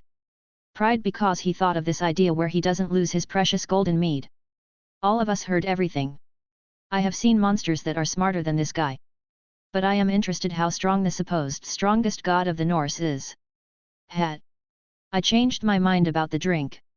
Make it so Rossweiss isn't bullied anymore. Thor scratched his beard. The crybaby is being bullied? Hey, I never knew. I was going to stop it anyway now that I know, but at least I don't have to give up my golden mead to him. Done. Thor nodded with confidence, making Rossweiss widen her eyes in surprise. Shall we? I asked the man. Follow me. To the best place in Asgard. The arena. He pointed his index finger at a certain direction. Thor certainly loves his theatrics. After 10 minutes we arrive at the arena. It was just a Roman Colosseum ripped-off with Nordic decorations. But to be fair, the Colosseum is the best design to pick when it comes to these types of fights. Me and Thor were on opposite corners. This was the man that's said to be stronger than Odin. I can't take him lightly. Balance breaker. Raise your head, Wabisuk. Bang Kai. I'm going to debuff him to death. I dash at him and start throwing magic. But he just punched through all the spells. Both of us were 3 meters away from each other. He cocked back his fist while I summoned another sword. Acceleration. I use the sword and my own ki and mana to get a burst in speed. Okay, so he is somewhere around 160 kilograms in weight. Each slash increases his weight by 3 times and increases his negative emotions. Let's see how much he can take. 1 slash. 480 kilograms. 2. 1,440 kilograms. 3. 4,320 kilograms. 4. 12,960 kilograms, 13 tones. Ha ha ha. Your attacks do no damage, devil. Thor just kept running around and punching at me without a care in the world. What the hell is this guy made of? 5. 6. 116,640 kilograms. Thor stopped him. He started to move his shoulders around. I fell a bit heavier. Did you do this? A bit? He currently weighs 116 tons. And where the fuck is the metal side of the attacks? It will take a lot more to defeat the mighty Thor. I get it. Now I know why he is called the embodiment of physical strength. He is the ultimate muscle head. Do you know why they call me the god of thunder? Thor says seriously. Because when I swing my hammer, it breaks the sound barrier, making people think that thunder had appeared. Hey. Crack. A thunderclap echoed across the arena. His hammer sent me flying back as I crashed into the arena wall. Ugh. That hurt. This is bad. I quickly make another sword. Collapse. Sauconade. The sword quickly mirrored everything. I dashed towards Thor. He prepared to block from the front when in fact I was behind his back. I need to hit him a few more times with Wabisuk. But just as I was about to slash him, his arm turned. Clang. Putting his hammer behind his back, blocking my attack. What? Fuck, I yelled out by accident. Hey. Why did I block from behind? Thor searched his head. How did you block it? I asked him. This hasn't happened before, he doesn't even know how the sword works. Thor just looked even more confused. No. I just felt like I should block there. So I did. What kind of bullshit is this? Did he use the force? Observation hacky? Ultra fucking instinct. And I tripled the weight of that freaking hammer. And he is still holding it like it weighs nothing.